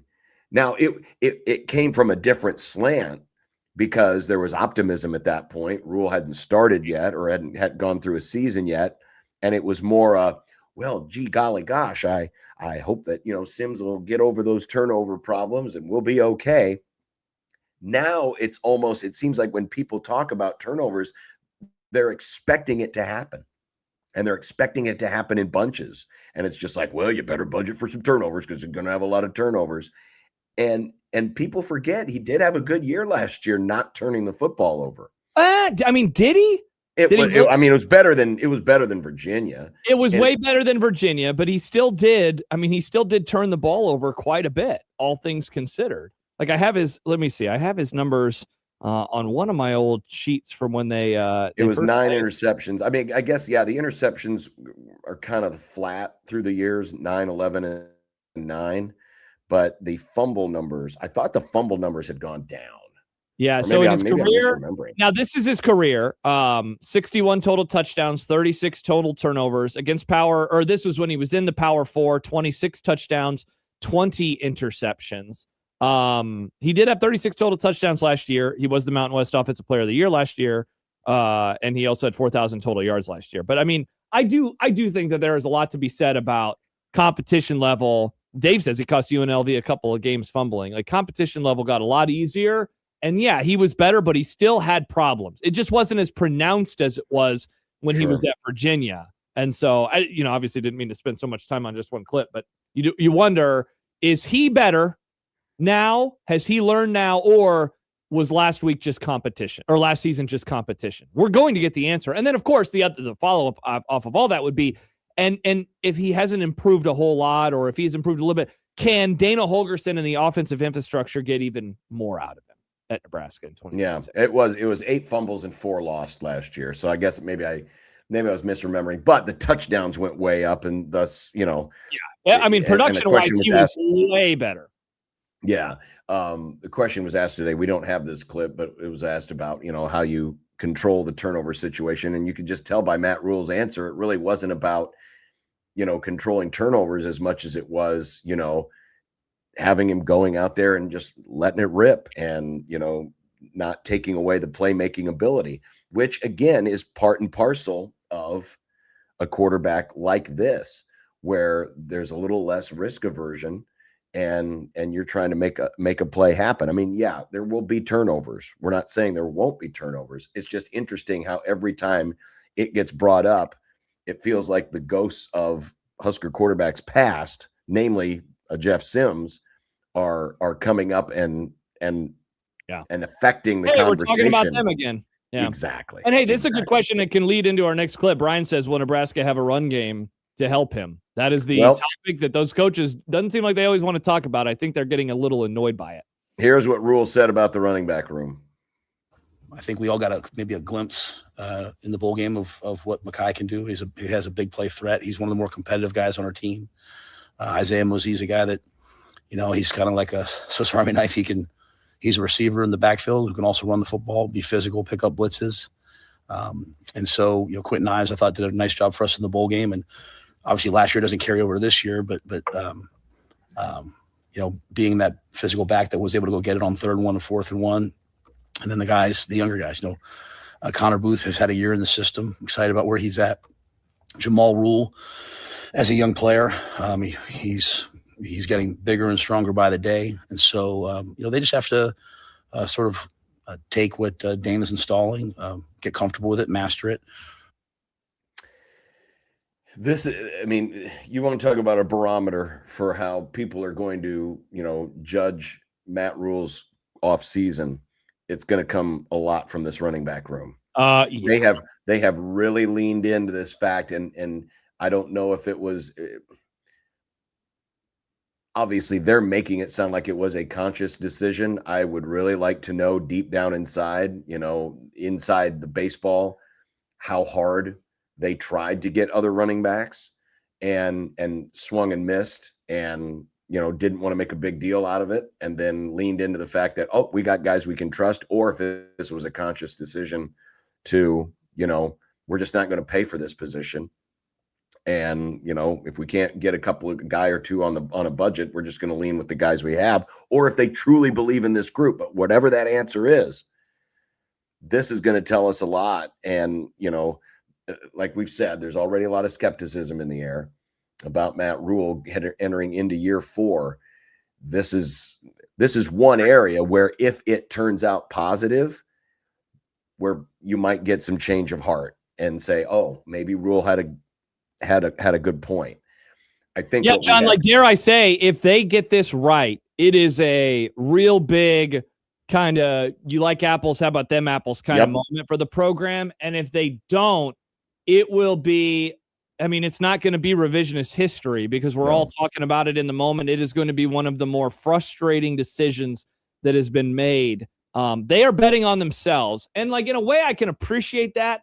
I just think that it is the wrong bet to make. And that's the part that I'm concerned by. I just don't think that this is the right bet to make for this football team, knowing the issues that they have, the question marks that they have. Listen, it's going to be made more difficult because on the surface, people are going to look and they're going to expect that whatever production was lost with Emmett will be made up by a running back.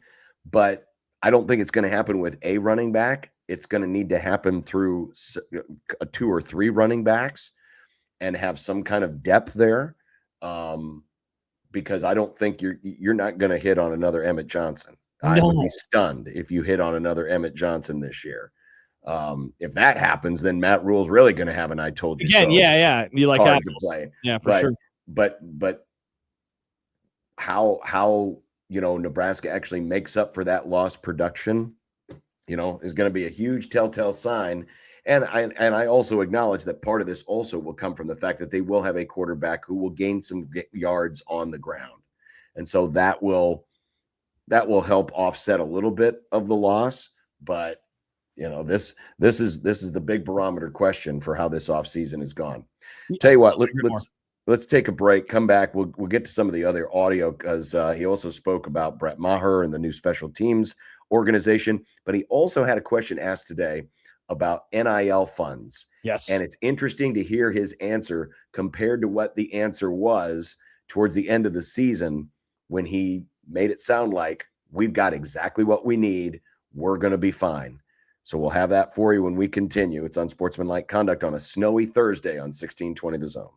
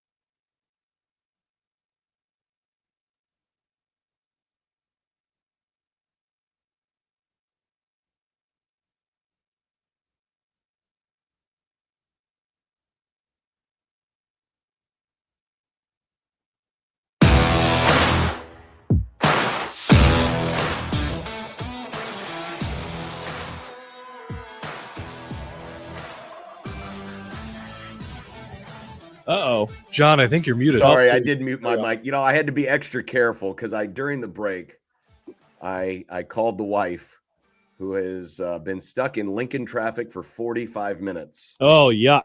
Snowmageddon 2026 has arrived, and people are struggling. The interstate is closed west of Lincoln because of accidents, and Ghost Dog just put it in our YouTube comments.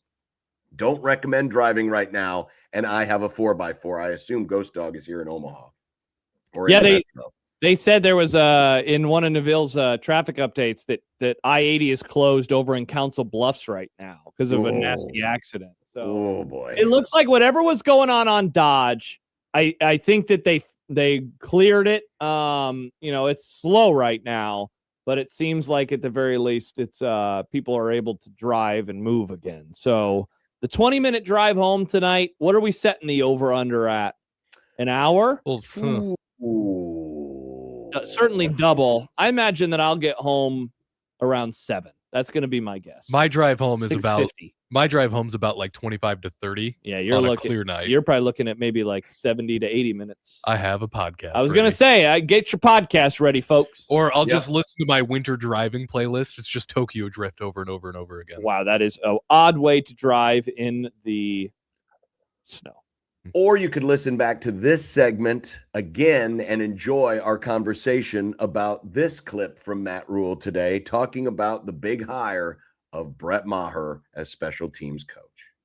Special teams wise, is we liked some of the progress that we made last year, and I liked the system, and I liked the teaching progressions, and I liked the day-to-day transferable skills that blend over. And so I thought Coach Eckler did a great job of bringing that here. And then when he made the decision to move on, I didn't want to start over with a third, special team system. I kind of like what we were doing. And I'll start with Nick. Nick's obviously played in it. He's coached in it. He knows it. I think he's a really special young coach that's going to have a lot of success. And Brett, first and foremost, he loves Nebraska. And he's not here to make a name for himself. He's here to help Nick probably someday become the coordinator, and he's here to help Nebraska. Interesting. Last 10 seconds of that clip. First, he's not here to make a name for himself. A little bit of more shade being thrown at the former guy. The other thing, and this was a critique, because I would say, John, this was, I don't want to say a forgettable press conference, but there was not really a whole lot that people were talking about. One thing that was talked about, we're going to talk about in a few moments, and that is going to be the NIL stuff. This was the other part, and it was the last bit where, in a way, I think the takeaway that people had, and I'm curious if you view it this way too.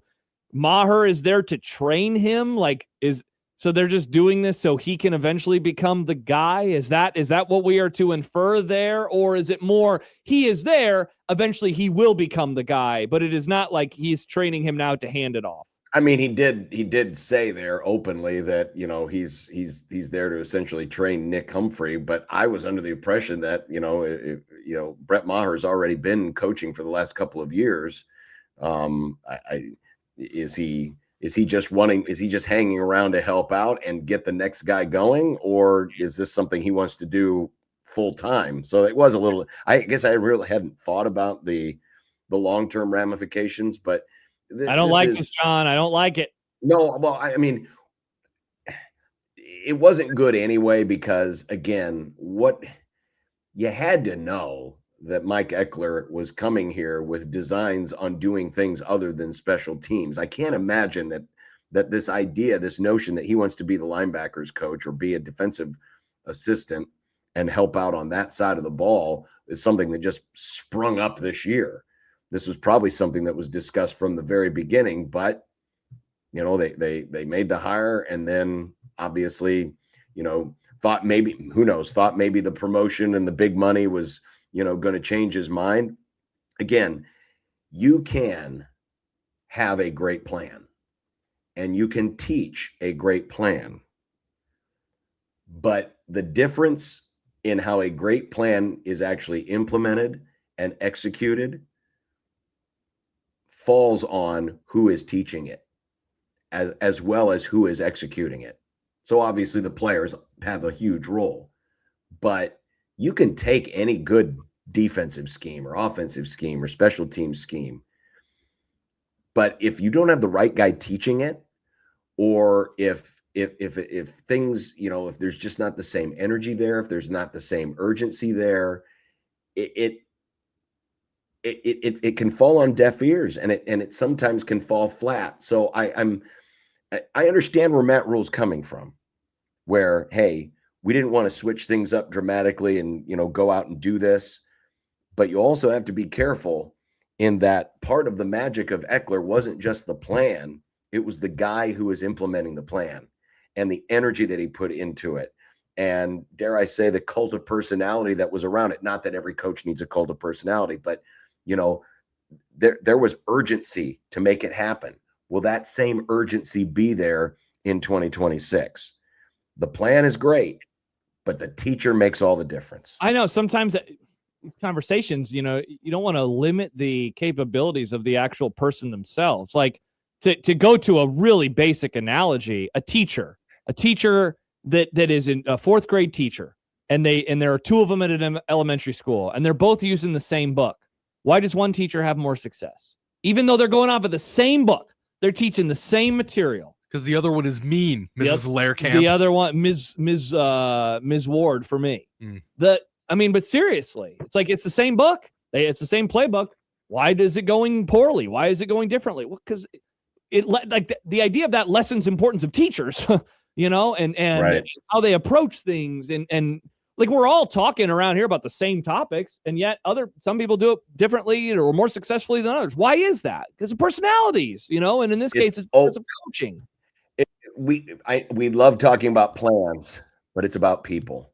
Yeah. Successful organizations are more about people than plans. Mm-hmm. Yes, you need a good plan, but you first need the right people. And I don't want to make it sound like Brett Maher or Nick Humphreys can't be the right people. They could be. They certainly could be. But, based on what happened and the overnight switch that this program took in special teams, a lot of it falls on the shoulders of the teacher. And getting those players to buy in, and getting those players to listen, and getting those players to execute. That's where it begins. So again, just like the running back room, the special teams room is going to be a big barometer this year for how this offseason went. Yeah. All right, let's go to the NIL question, because Matt Rule was asked by Caleb Henry of Husker Max about NIL funds and how you said, you were going to have enough money. Well, now that you've gone through a portal season, how did it go? I think we have had more than we ever have, but as we've ascended, other people have certainly ascended, right? And so, sometimes people ask me, why didn't we do this? Why didn't we do that? And there's a finite amount of dollars that are available. So my job's not to complain; it's to figure it out with whatever we have.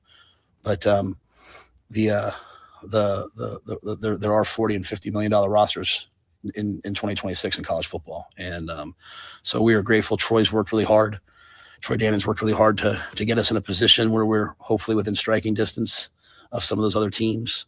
And we have had more than we've had previously.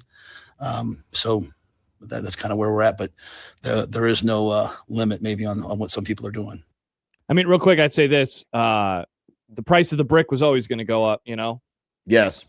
That's what always happens. It's happened every offseason. And so if they thought they had all the money in the world, my question is now, or all the money to get whoever they needed, was that for last year's price? Like, were they viewing it through the lens of last year? And he threw out a number there that we have not heard yet, or if we have, it's been very sparingly, $40 and $50 million rosters. Like 2 years ago, the idea of a $40 million roster was oh my gosh, that's the new high bar. Now the new high bar $50 million? Is that the number we're going to hear all offseason long? Some rosters are $50 million.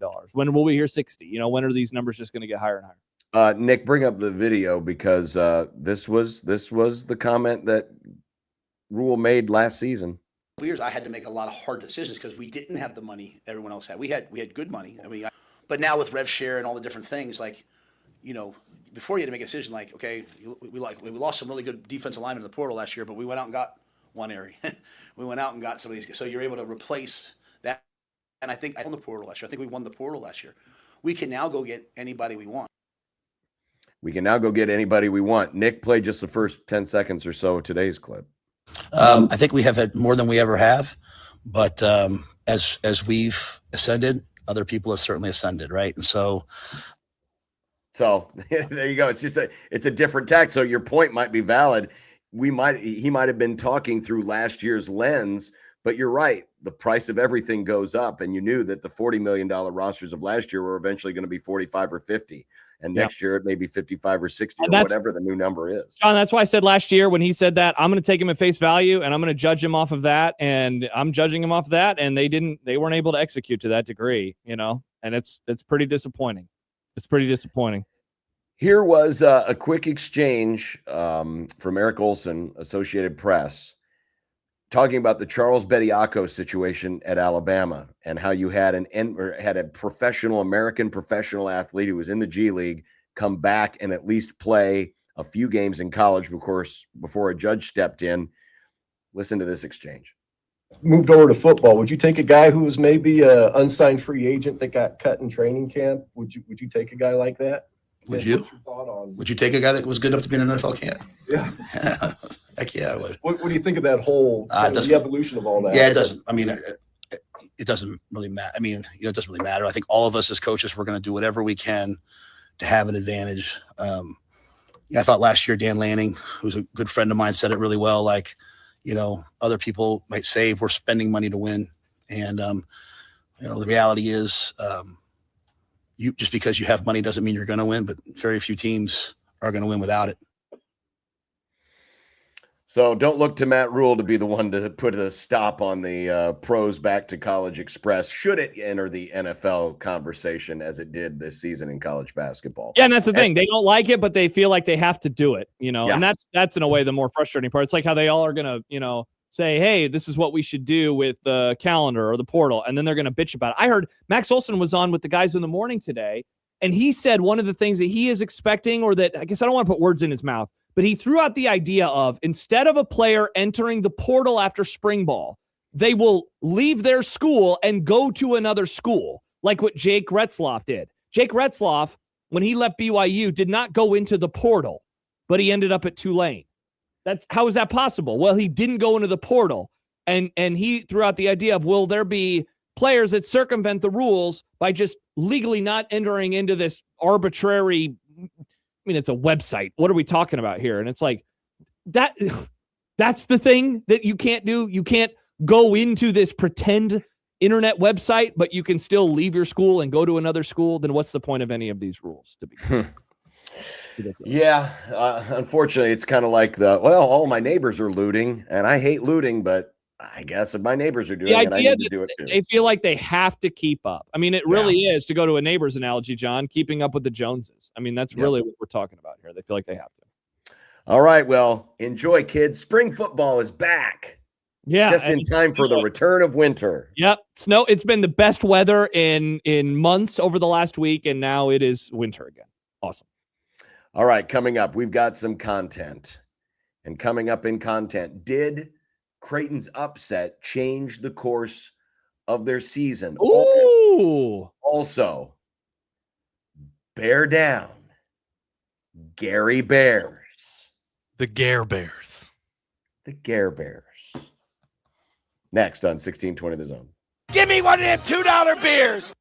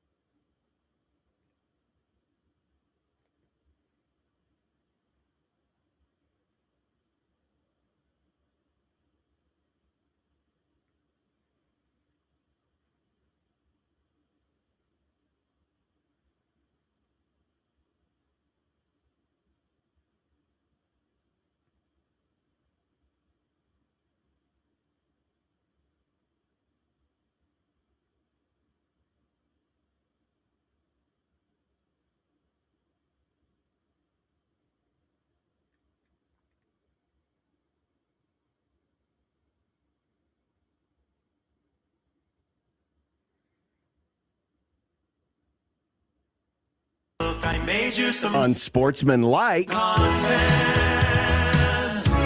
Unsportsmanlike content. Unsportsmanlike content. Content that's unsportsmanlike. Oh, it's getting worse. It looks like the wife escaped the worst of it, so hopefully she'll make it home in one piece.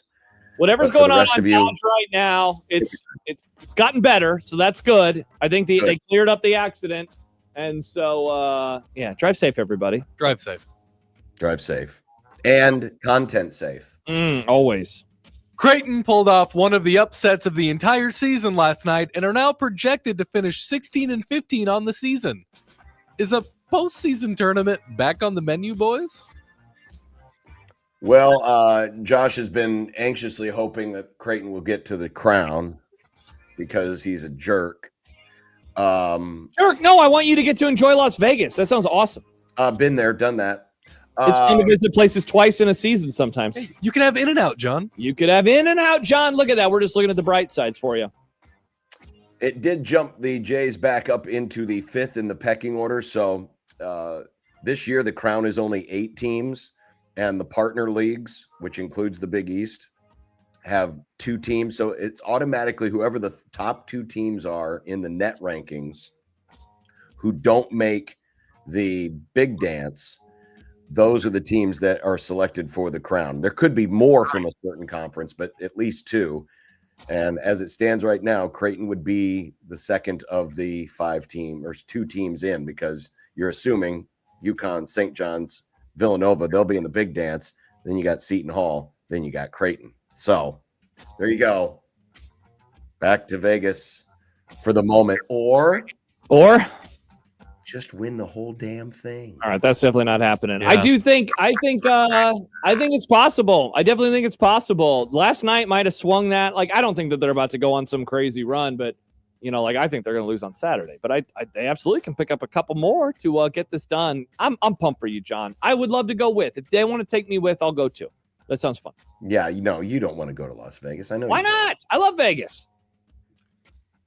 During his time at the podium, Dana Holgerson, a.k.a. Holgo the No-Go Oh No, said of transfer receiver Quasi Gilmer. Quasi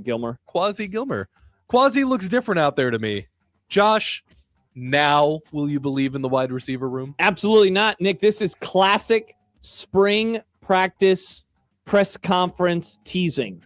They do this every year. John, remember a few years ago, I believe it was 4 years ago, we played a game where people had to guess the year that a quote was given, and they say the same stuff every year.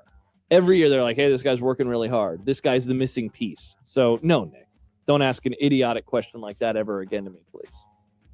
John, are you buying into Quasi Kilmer? No, of course not. Interesting. Fine. Let's try this quote from cornerback Andrew Marshall. He's a dog. However much food is on his plate, he wants to eat it all. What smart-ass retort do you have now? Josh, he's a dog. So Quasi looks different. Andrew Marshall. And he's a dog. I like Andrew Marshall. He's good. I'm good with Andrew Marshall is saying that Quasi looks like a dog. Oh, no, he was saying, I thought that was about Marshall. Quasi. Oh, cool. I mean, that's awesome. I'll believe it when I see it. Oh, so when Olga says it, nah. But when Andrew Marshall says it, I'll believe it when I see it. I thought the quote was about Andrew Marshall. I misunderstood what Nick was asking. No. It's about Doug and I know every dog eats everything on the plate. Yeah, seriously. I can put like strawberries on Banks's plate. He hates strawberries. Though he did eat 2 of them the other day. So maybe he's become strawberry pilled. Our dog doesn't like celery. Understandable. Good take by the dog. A real dog, if you finally admit is real. Pretend dog. You just put celery on the floor. Why isn't it eaten? Because there's no dog there, Nick. In America versus America's Hat Round 1, the women, Team USA won. But did you care?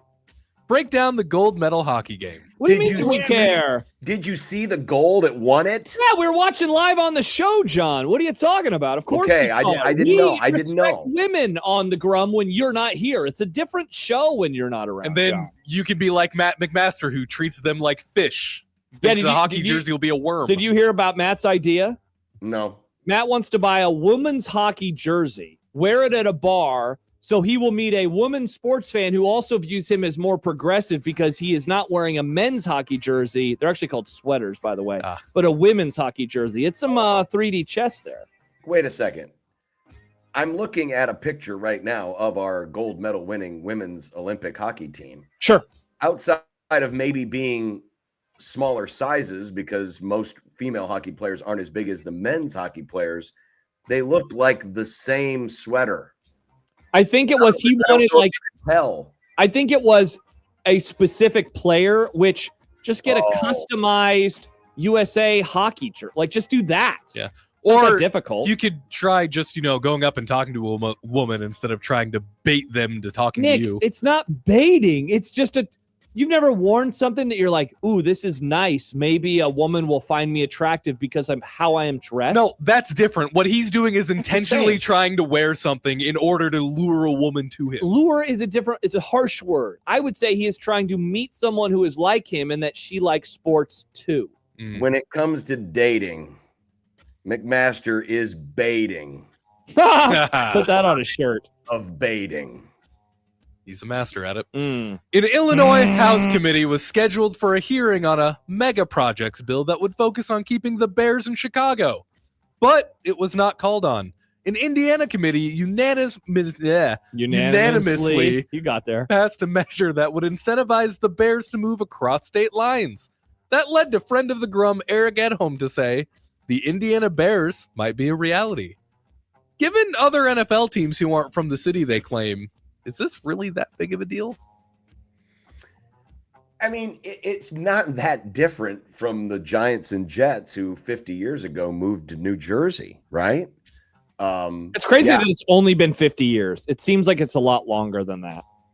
But so in reality, you would think if we're applying everything equally, that it shouldn't be that big a deal. But yet, and I don't know what it is. Maybe I'm just more Chicago pilled than I am New York pilled, but it feels wrong that the Chicago Bears won't be in Chicago, because let's face it.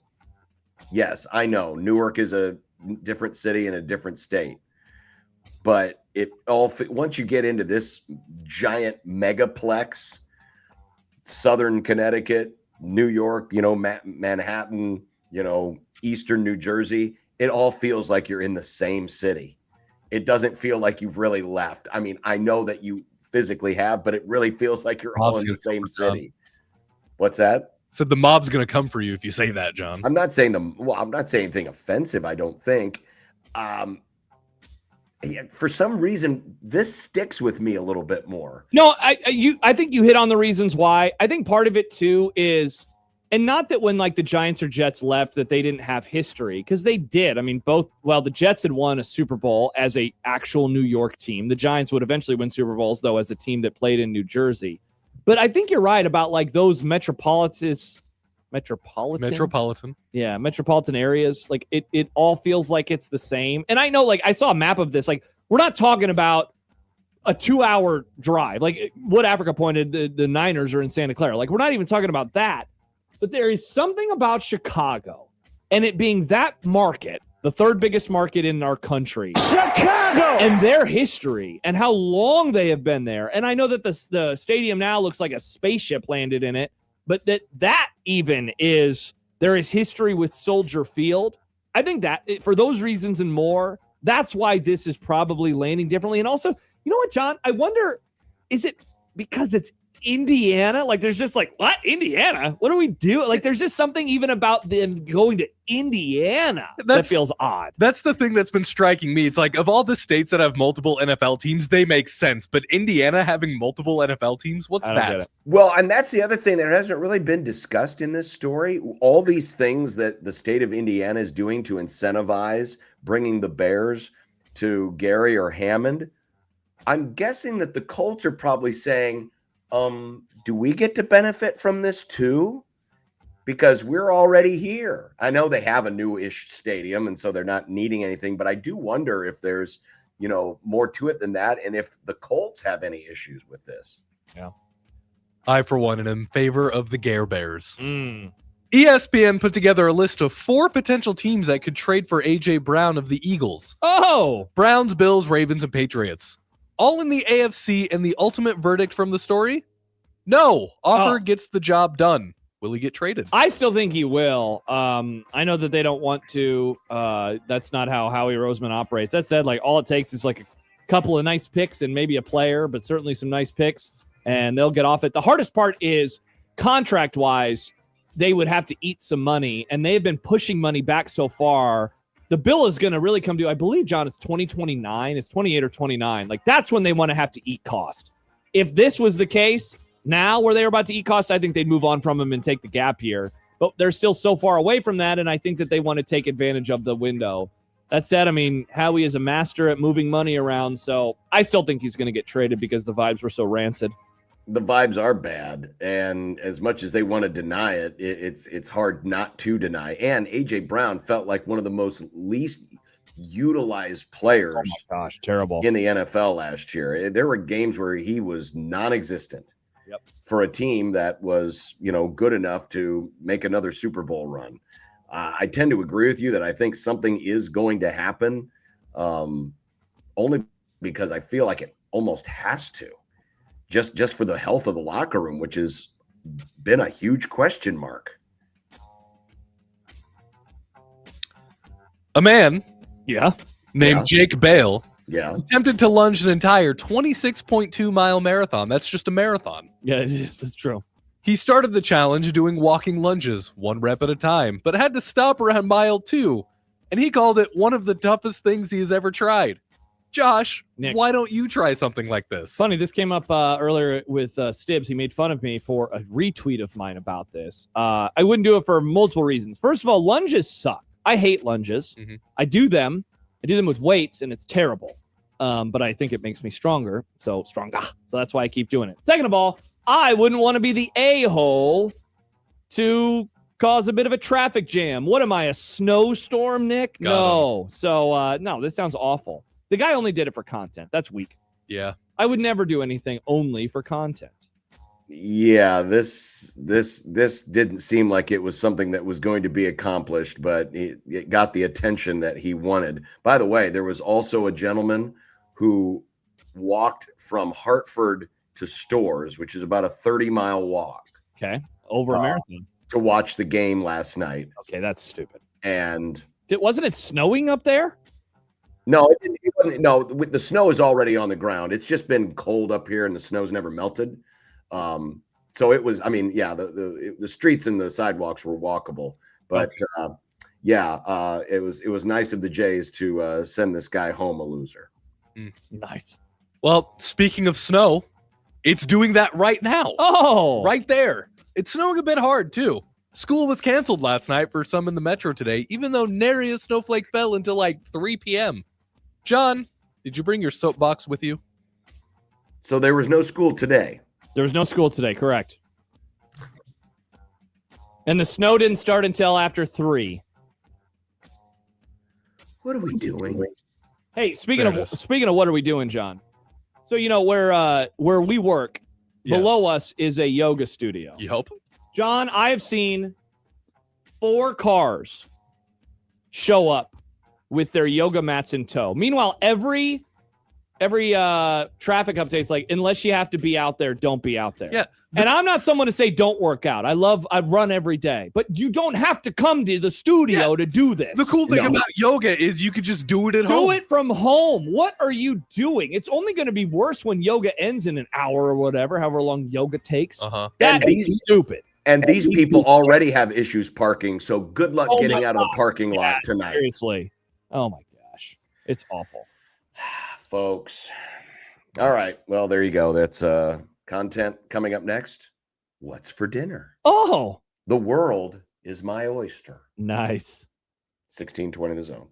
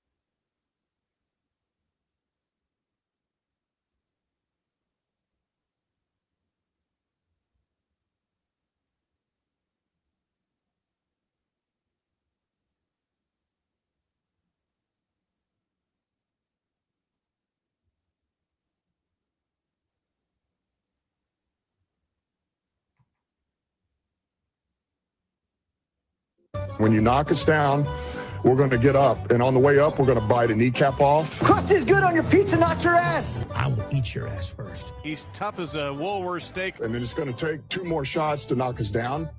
All right. And on the way up, we're going to take your other kneecap. I'm ready to hang them up, gut them and skin them and chop them up. You know what? I'm ready. My daughters aren't starving to death. I'll eat my neighbors. And we're going to get up, and then it's going to take 3 shots to get us down. And when we do, we're going to take another hunk out of you. Cliff, what are you going to take away as your best memory from playing basketball at Boston College? Probably just like going out to eat. I'm not really sure tonight. We had the great New Haven pizza up in New Haven. I think it's been a day where, you've been on a bus a long time and now I've been sitting here for a couple of hours. I think I'm just going to go for a little walk first and then maybe just stumble across something. I know there's a Shake Shack nearby. I'm guessing. Oh, hell yeah. That's what people with good burger takes go. But we did notice a place on the way in. If you don't know this about Rob Anderson, Creighton Sports Information Director, know this. He loves chicken parm. There is literally a restaurant right around the block called Parm. It's like they're special. Oh. So I have a feeling if it's not tonight, it'll probably be tomorrow. We'll be eating at Parm. But tonight, I don't know. But I'm going to go for a walk first. All right. Awesome. We are doing a grilled cheese with roast on it. So a melt, Nick. Thank you. To not trigger you. We're doing that, and I think some fries is the game plan tonight. Yeah. We're either doing pan-fried chicken thighs or some kind of chicken thigh pasta. I'm hoping for pasta, but I like pasta. All right. There you go. Can't wait to get home in an hour. Yeah. Yeah. Good luck. And keep that crap to yourself. We don't need it here. This place is terrible to get through, man. It took forever. Yeah, you sent a tweet because you texted me earlier. The original plan was John thought he'd be there by 3. He'd be on the show at 3:30. You texted me, I think at around 3, like, all right, probably looking at about 4. But then you tweeted the sex museum thing at like 3:15, and I was like, oh man, he got in way earlier than I planned. Meanwhile, he didn't join us for another hour. So yeah, that was just getting into Midtown. Then we had to come south because we're staying down on the south end of Manhattan, and it's New York traffic. I don't know how people do it. I really don't. I don't know how bus drivers do it in this stuff. Yeah. Oh, I don't either, dude. I saw there was a bus. Obviously, buses drive by the station all the time. I'm always blown away by their ability. Mm-hmm. Well, coming up tomorrow, it is a One Beer Friday. Kent Wolgamott is going to join us. Begonia. Review Begonia. It's a fun word. Nick's watching it tonight, so don't say anything, John. When I get home at 9:30. When he gets home at 9:30. No, it's less than 2-hour movie, so it's not terribly long. No, exactly. And certainly we'll have more on the weekend coming up. Jays will be taking on St. John's. Meanwhile, Nebraska gets to maybe take the weekend off. What is it, Maryland, right? Is that who it is? I can't remember. They get the weekend off. It is, yeah. This game is no, it's Penn State first. Oh, Penn State, whatever. It's the same thing. East Coast team bad. Got to be your bad bowl. Got to be your bad. Nailed it. So we'll have that, and of course it'll be Spring Football Eve. And we're finally down to the end of the Olympics. Sadly for you, I know. I watched the hockey game today. I felt like I did my bid for God and country. I watched the hockey game today, and I celebrated our game-winning goal over America's hat. We did USA, USA, USA. In everything, right, Josh? In everything. Absolutely not. Everything. After Hours coming up next with producer Nick Grimm tonight. 4 starters. Wow, this is awesome. Yeah. Be careful out there, folks, and join us tomorrow, please. Bye. Goodbye, everybody.